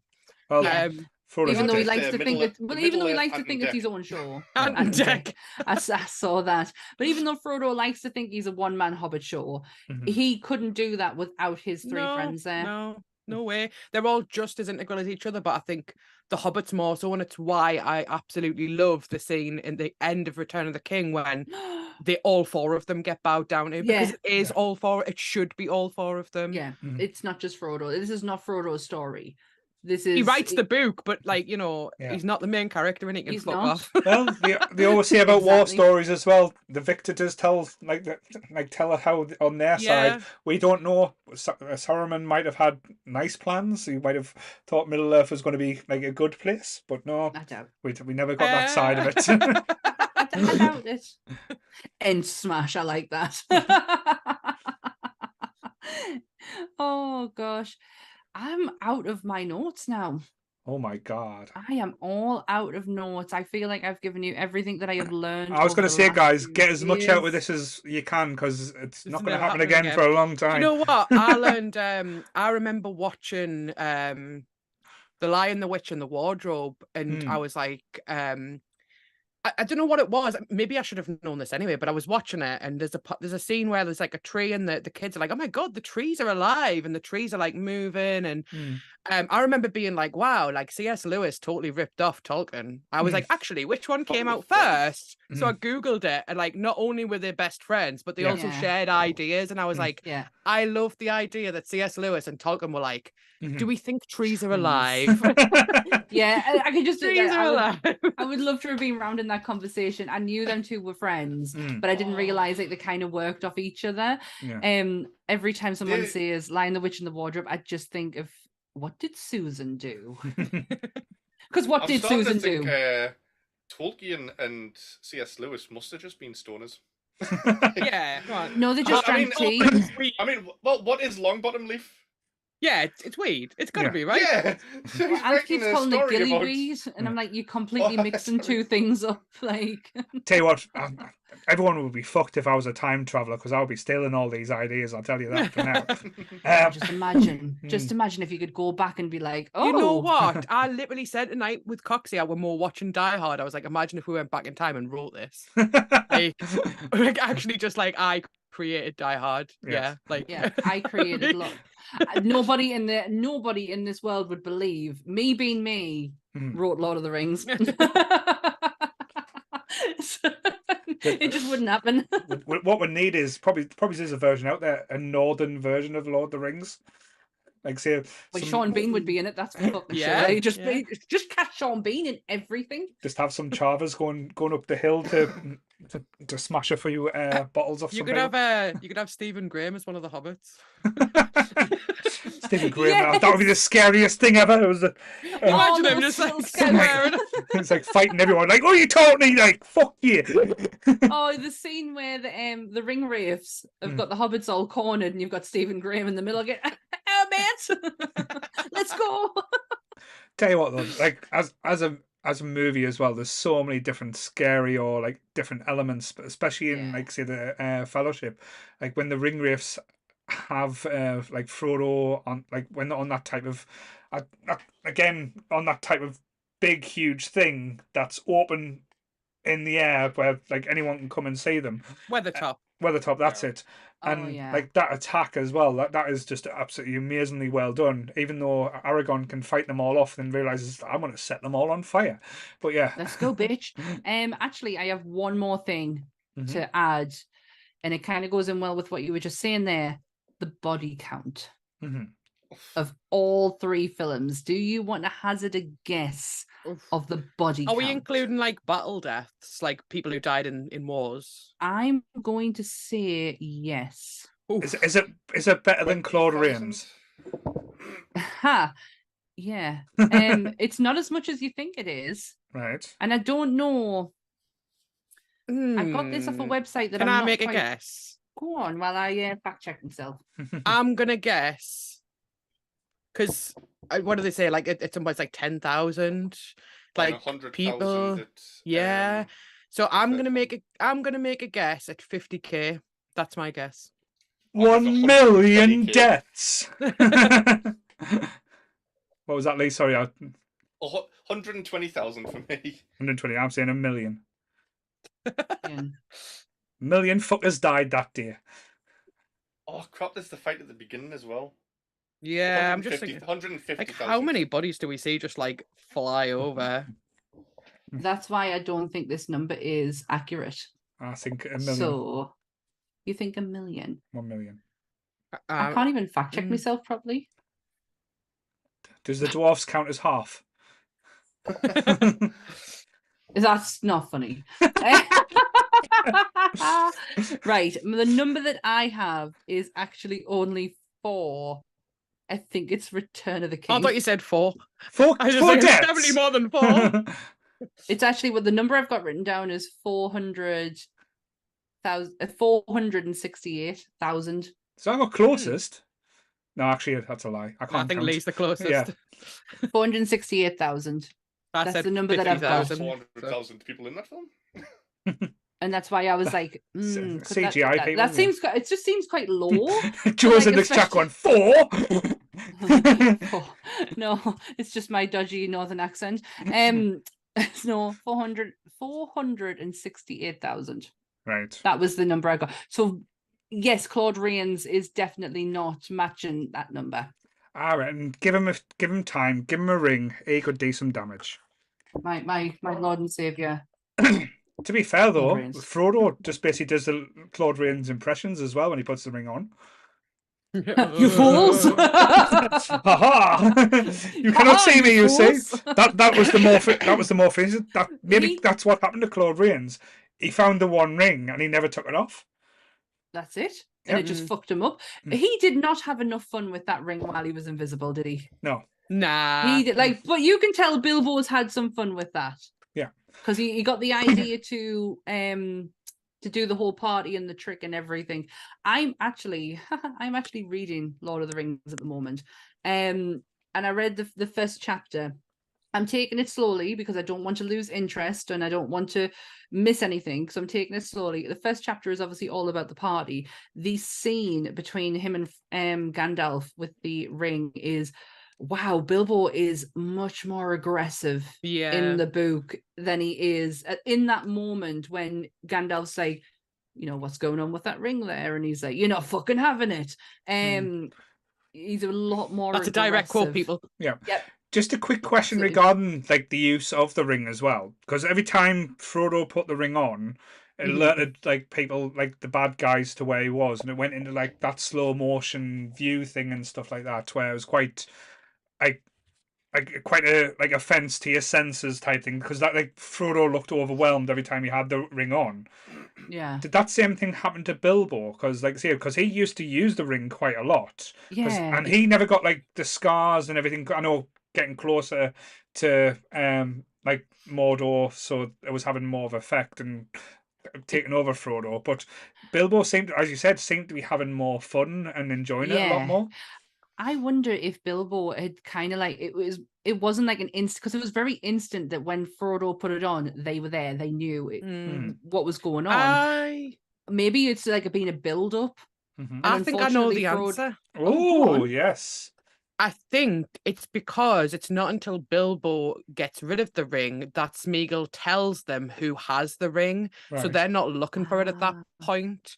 So it's not until Frodo, once he says bagging Shire, that's when the eye starts looking for it, and the eye sees it when Frodo has it. So for Bilbo, he never would have been spotted, same as Smeagol. Ah, very good. See, that that's why Sonia's on these podcasts, because we're like little brains, she's like big brains.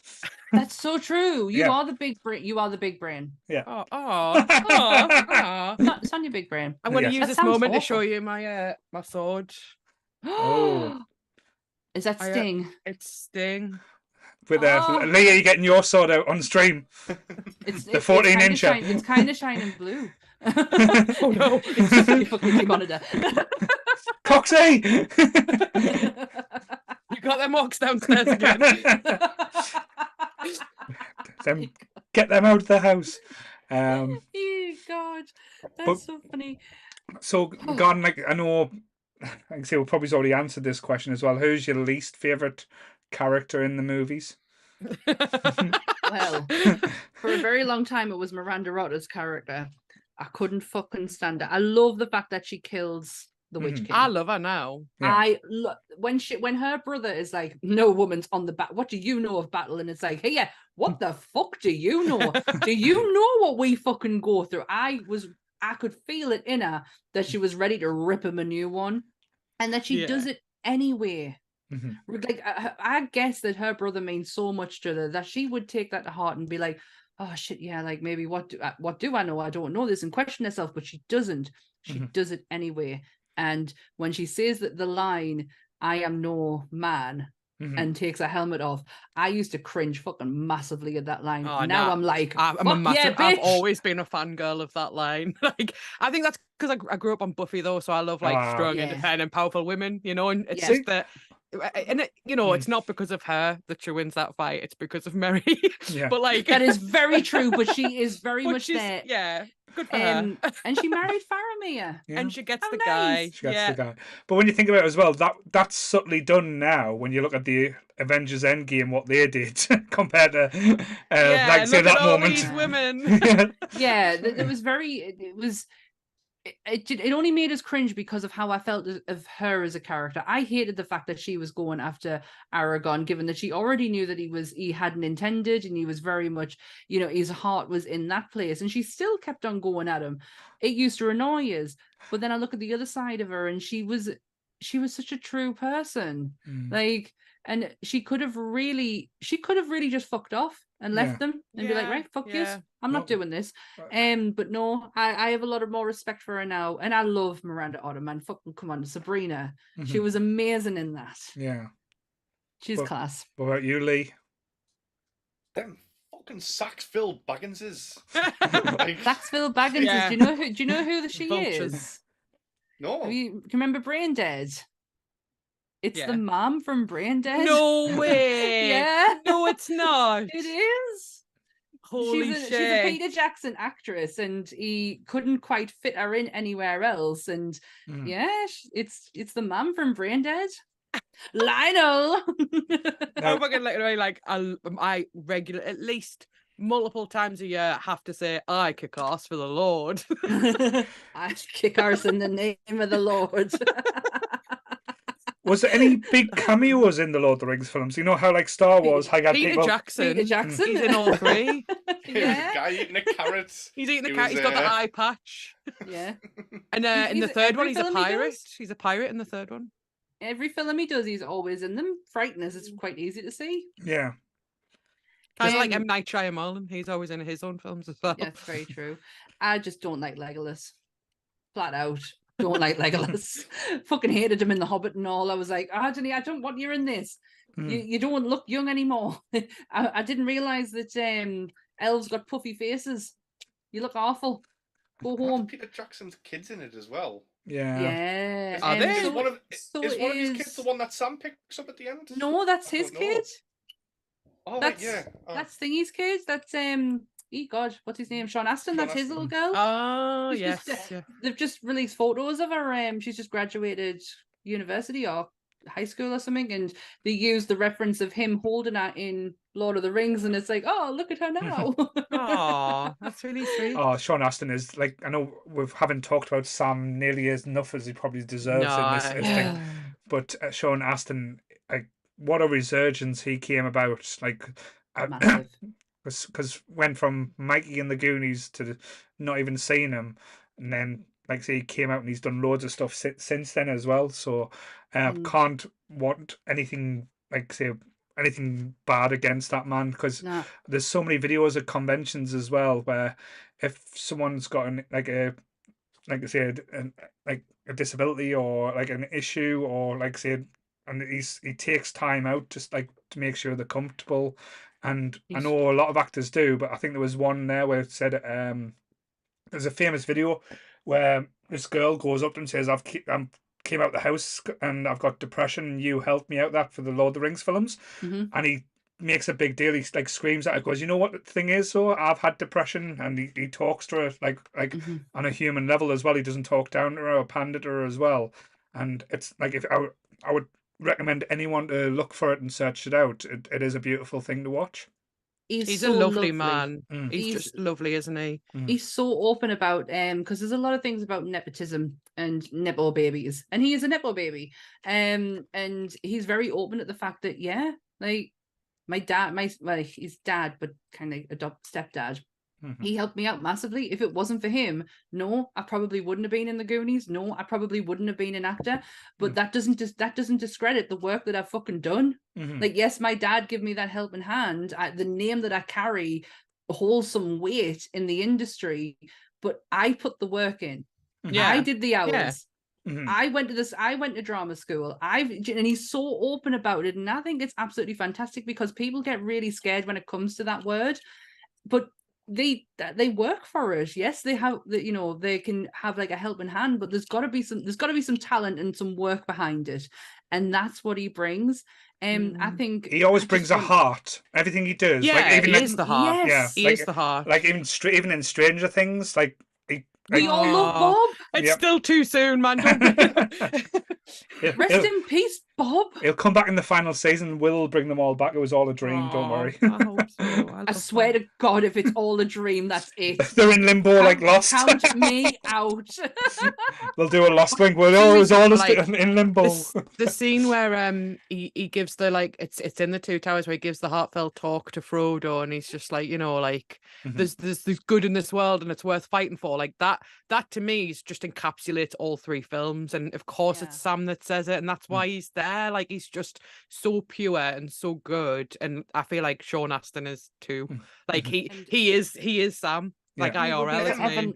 Behind the scenes, he was looking after Elijah Wood all the time as well. Like Oh, he wasn't yeah. like Elijah Wood was like locking himself out of his apartment that he was staying in, and Sean Astin was going, "Don't worry, you go and get the set. I'll sort something out and arrange for you to get back in your apartment." And he just looked after them the whole time. He's just such a lush. bear. He's just lovely. But he will always. I love the fact that everyone's getting on the taters. Yeah, Vibe now. what's taters, precious? Taters. Taters. Boil Boil and 'em, mash 'em, stick 'em in put 'em in a stew. stew. We like it raw, but yeah. Nice Migos. Nice. I bet you do. It's amazing how we can turn things by talking about something so pure like Fine. taters. Like taters. My least favorite character is probably Frodo. Fuck Yeah. yes. Fuck Yeah. yes. I Because he's just- awful. Yeah, I just like it goes from this annoying happy chap to annoying miserable To chap. annoying happy twat. Yeah, and I know it sounds really bad. I just wish he died at the end. I do want to think it's one Yeah. of them things where Him and Gollum went down. Someone should have died at the end. It would have made it just a little bit better. yeah, and I think he's the one that needed to Plot die. armor. Yeah, I mean, he goes off to the so the elves in Lord of the Rings are some fucking weird and fascinating characters. So elves essentially can't die, but can die, but can choose when they want to come back. And then they go off to this forever dying place where they chill out, which is where Frodo and them go. But they can't come back. Once they've gone, they can't come back. It's the elves in this are so fucking convoluted. I still think they're absolutely fantastic. But I do generally believe when Gollum fell into the pits of Mount Doom, Frodo should have went fucking down with them. Yep. It was you know so what, right? poetic that they both went down. I totally agree, but I also have a theory about the end, that sequence, right? And this isn't canon. I haven't read this anywhere. This is my own theory that I've had arguments with people about because they've disagreed with us. Gandalf sends 3 eagles, and I genuinely believe that Gandalf thought that Gollum would survive and that he would be redeemable after the ring was destroyed. I think he sends 1 eagle for each survivor, and that's why 3 eagles go. I genuinely believe that because, I think that, because he tries to get Frodo earlier on in the films to understand, like, he used to be a hobbit, like, but the rings changed him. I think he believed that Gollum was redeemable. Yeah, interesting. oh my god, I fucking love that. I also learned something about the eagles today because everyone's like, well, why didn't the eagles just come in the fucking first place? I haven't made that argument, so they weren't gonna bitch about us this time. They So yeah, couldn't have. They couldn't have. One, because Tolkien said that is just too fucking easy. However, in his mythos, it's because the eagles can only be called upon when it's absolutely fucking necessary. They are not a plot point for getting like someone from A to B. They have to be of use, and that's the only reason they get called upon. It's not Lee's just that. laughing at us. It's the What fact that, if like, Frodo's writing and the eagle just goes, I want this ring. Just Yeah. flips him off. Yeah. And then he splats and he just goes, right, there's the ring, that's mine But now. you know what, like, Eagle of Destruction. look at the size of the doorway that Frodo and Sam have to go through. The eagles can't actually get to the mountain until the top is blown off. They would have had to fly through that door. And if the eye almost saw Frodo and Sam in 100,000 orcs, imagine it spotting a fucking eagle. Plus, you've got the Nazgul. Like, there's no way. There's no way they would have been able to get in there. No, not a chance. Plus, they were enemies of. They were enemies of Sauron, so he would have spotted them a mile off. He would have been like, "Oh, these fuckers, get them down." Like I say, I love your theory. Like going back to what you said about the three eagles and things. The only thing, again, what they could turn around and say could be against it is the fact that it was prophesized that the person who puts the ring into Mount Doom was to die. So that's why, like. Again, it might have been just like you need to send 3 eagles to pick whoever was surviving up. Might have been like out of hope than anything else. So maybe I don't know why. I just feel like I love Gandalf's the kind of person who will have been like, there was 3 of them. We know they were together. Let's send 3 eagles. I love the fact that Gandalf doesn't think of Smeagol as Gollum, as a piece of shit. He thinks he thinks of him as Smeagol. He was once a hobbit. He can return back to being that hobbit. I love that. Maybe he thought that Gollum could have leveled up. I'm glad. I've got someone on board. Yeah, I'm glad. I think that is died. absolutely beautiful. It would have been weird having that nice ending with Bilbo going onto the boat and then Gollum like behind him, eating fish out the water, just eating all the fish off the side of the boat, splashing in a puddle. I am happy the big spider didn't fuck you up. Oh my god, the big spider! Every big spider. Yes. Isn't it? But I love the fact that they finally figure out. Oh, the music is amazing. When I lived at my parents, I used to have to smoke outside, and we had a garden spider. She was huge. She was absolutely massive. She had a hard back, and you could tap her back, and she really wouldn't do anything. But she used to come down when I'd have my cigarette, and she was my Sheila. And I cried the day my dad had to do the gutter, and he actually told us, he was like, I have to move Sheila to the back of the garden now. And I was like, don't let it. I don't want to leave. And I cried my eyes out that this fucking spider, it was a garden spider, and she got moved to the back of the garden and never saw her again. Can I just say one thing about that scene as well? The person who filmed that, or like the people who made that scene, is clearly ripped off Gremlins 2. Just saying. The scene in the cinema with Steve Austin? No. Basically when Frodo's going through the caves and gets stuck in the web, that's clearly been ripped off from the spider scene on Gremlins 2. Any spider scenes, I think you've seen one spider scene, you've seen them all, right? Like, well, there's another thing Harry Potter rips off is Shelob. Well, that's the first time I've slagged off Harry Potter tonight. So I have been complaining. No, I was actually aiming that at Lee. Sorry, I'm like in my view. Damn you, Lee! I do complain that Harry Potter has ripped off a lot of Lord of the Rings, but also the Peter Jackson Lord of the Rings have ripped off quite a bit from the Bakshia? The Bakshia version from like the 19. The cartoon one. Yeah. Because there's a lot of differences from the book in that version, which don't happen or happen differently, which also happen in the Peter Jackson version, because he watched that and went, I want to make this. As you do. I love that. Still. Oh, I mean, the thing is, though, he didn't write Lord of the Rings. This is just his adaptation of it. The Harry Potter actually comes from somebody, so it's that person has then ripped off somebody else's material. Peter Jackson's just given you his adaptation of what he's read. Let's just all say everyone ripped off Star Wars. It's all good. It's fine. It all just comes back to Star Wars. Yeah. You know, my Chinese, it's so funny. My Chinese over the road has it's not just a poster. But where you're going with this is going to be racist here. Sorry. No, absolutely not. It's not just a poster. It's actually behind like a plexiglass map of Middle Earth. Right. Oh, wow. On their back wall. That's so and cool. I went in to go and pick something up, and I was like, if you ever decide to get rid of that, I'll take it. And the woman went, what are you on about? And I went, the map. And she went, well, what is it? And I went, it's a map of Middle Earth. And she went, why is it there? And I went, this is your shop. Like, why don't you know this? And she was like, did you put that there? She was like, well, Woman, you're putting maps up in my shop.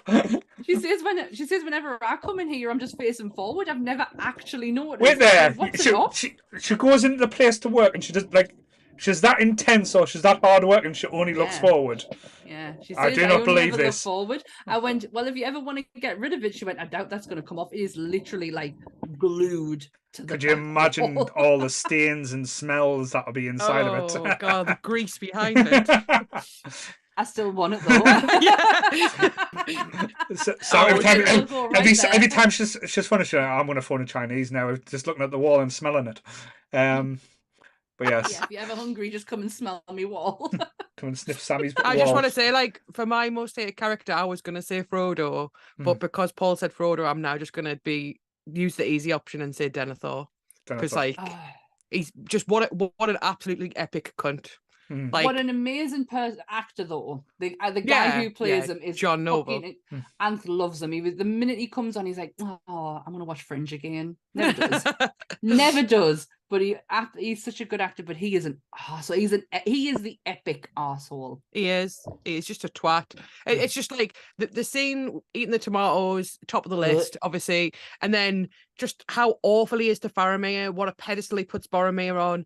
The scene where he tells Faramir, like, yeah, I do wish it was you that died. Like, yeah, oh my that's God. just heartbreaking. Like, yeah. The refusal to marry. He's horrible the refusal to like. Yeah, the refusal to like do what's right for his people. He's horrid to marry. He won't like accept Gandalf. He probably Aragorn could be standing in front of him and he wouldn't accept him as his boss, basically. Like, and then they're trying to kill his own son. Yeah, not just kill him, set the fucker on fire. I love when Gandalf comes in. I think it has. I think there's been some corruption in there. Because there is a Palantir next to the steward's chair.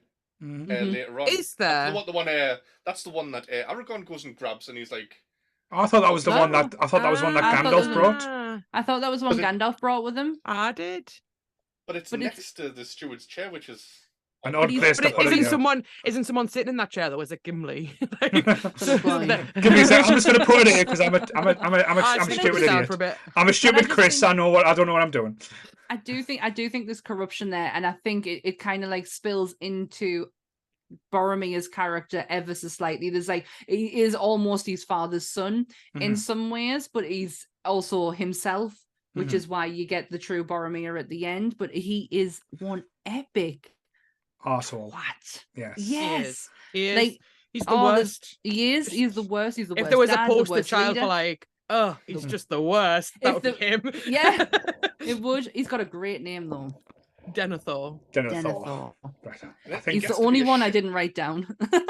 He gets to be a shit dad to Carl Urban in The Boys later on as well. Yes, he is. Yeah.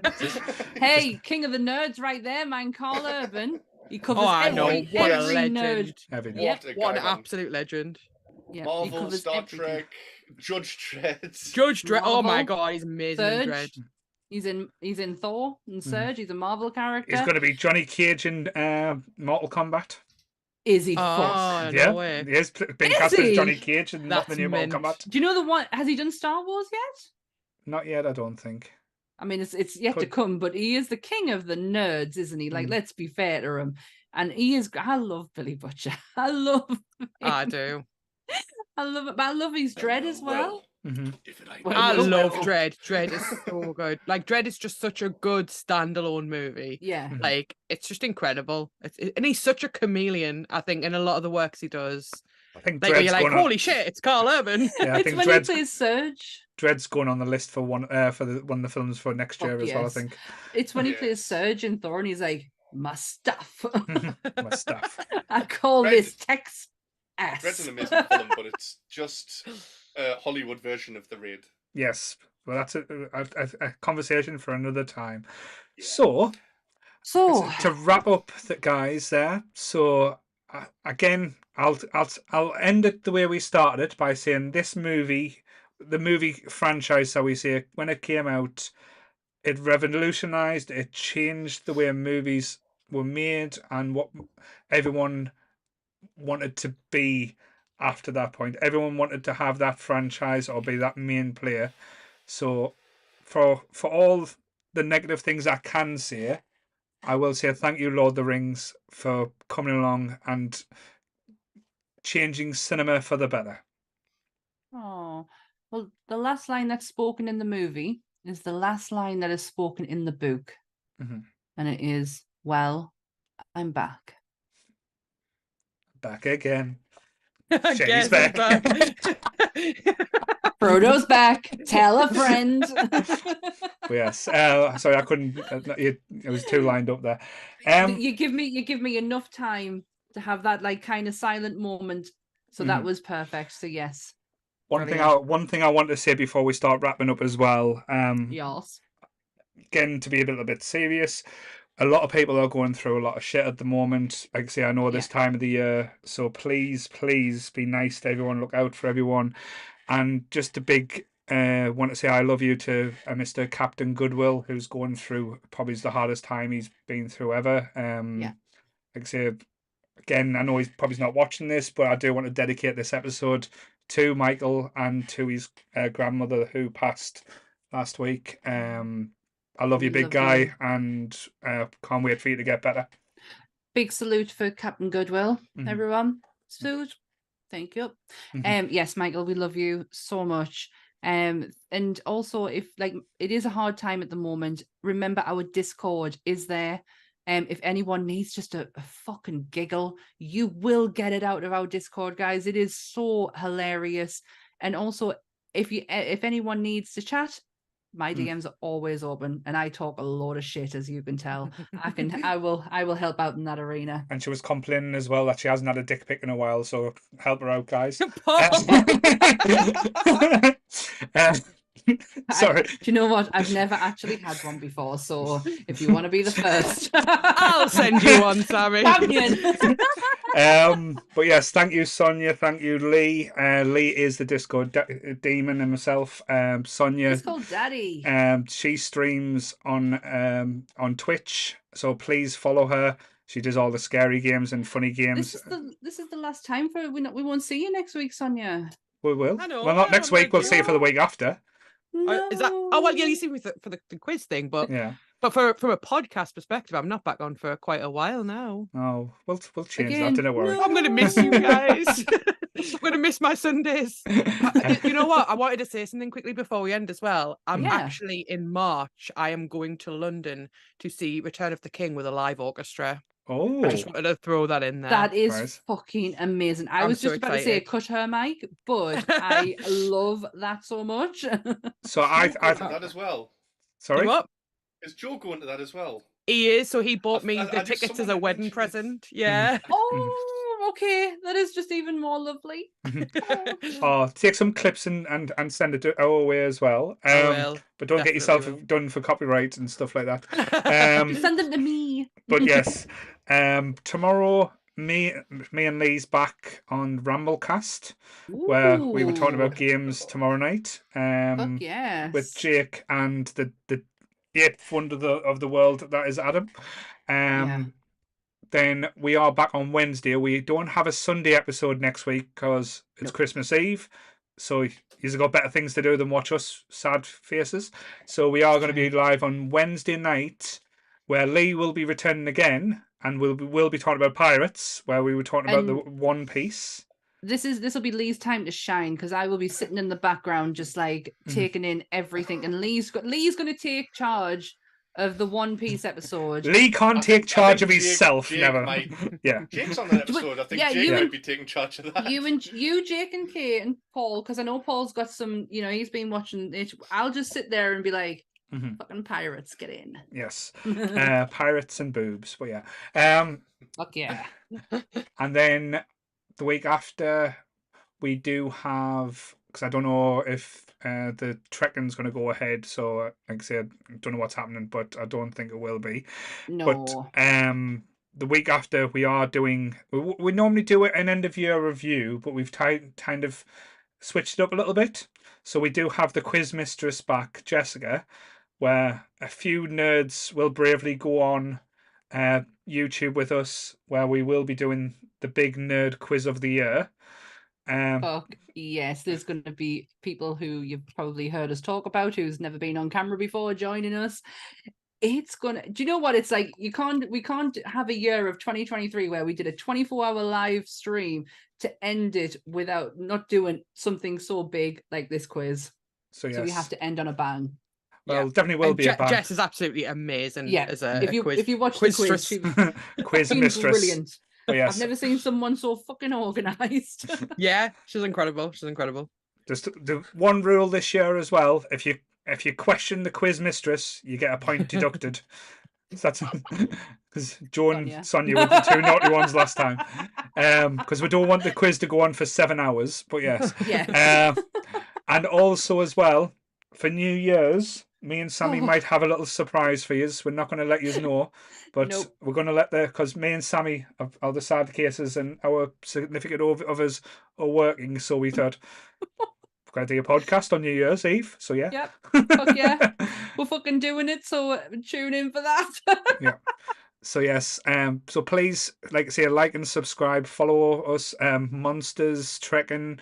We've got so many different things happening in the new year, so many things we're going to be reviewing, so many craziness that'll be happening. Hopefully get some fun guests. Hopefully Lee'll smile. We'll never know. It could happen. We never know. It could. The Harrison Ford moment. Happened. Yes. It is really, isn't it? He might Trying attack to us get with his things to crack. 14-inch sword.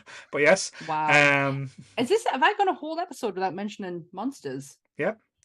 Fuck. Hey, if you're listening still, go fucking check out Old Monsters. Yes. Coming back 8th of January. So yes, same bat time, same bat channel. Stay nerdy, everyone. Bye. Bye. Bye. Bye.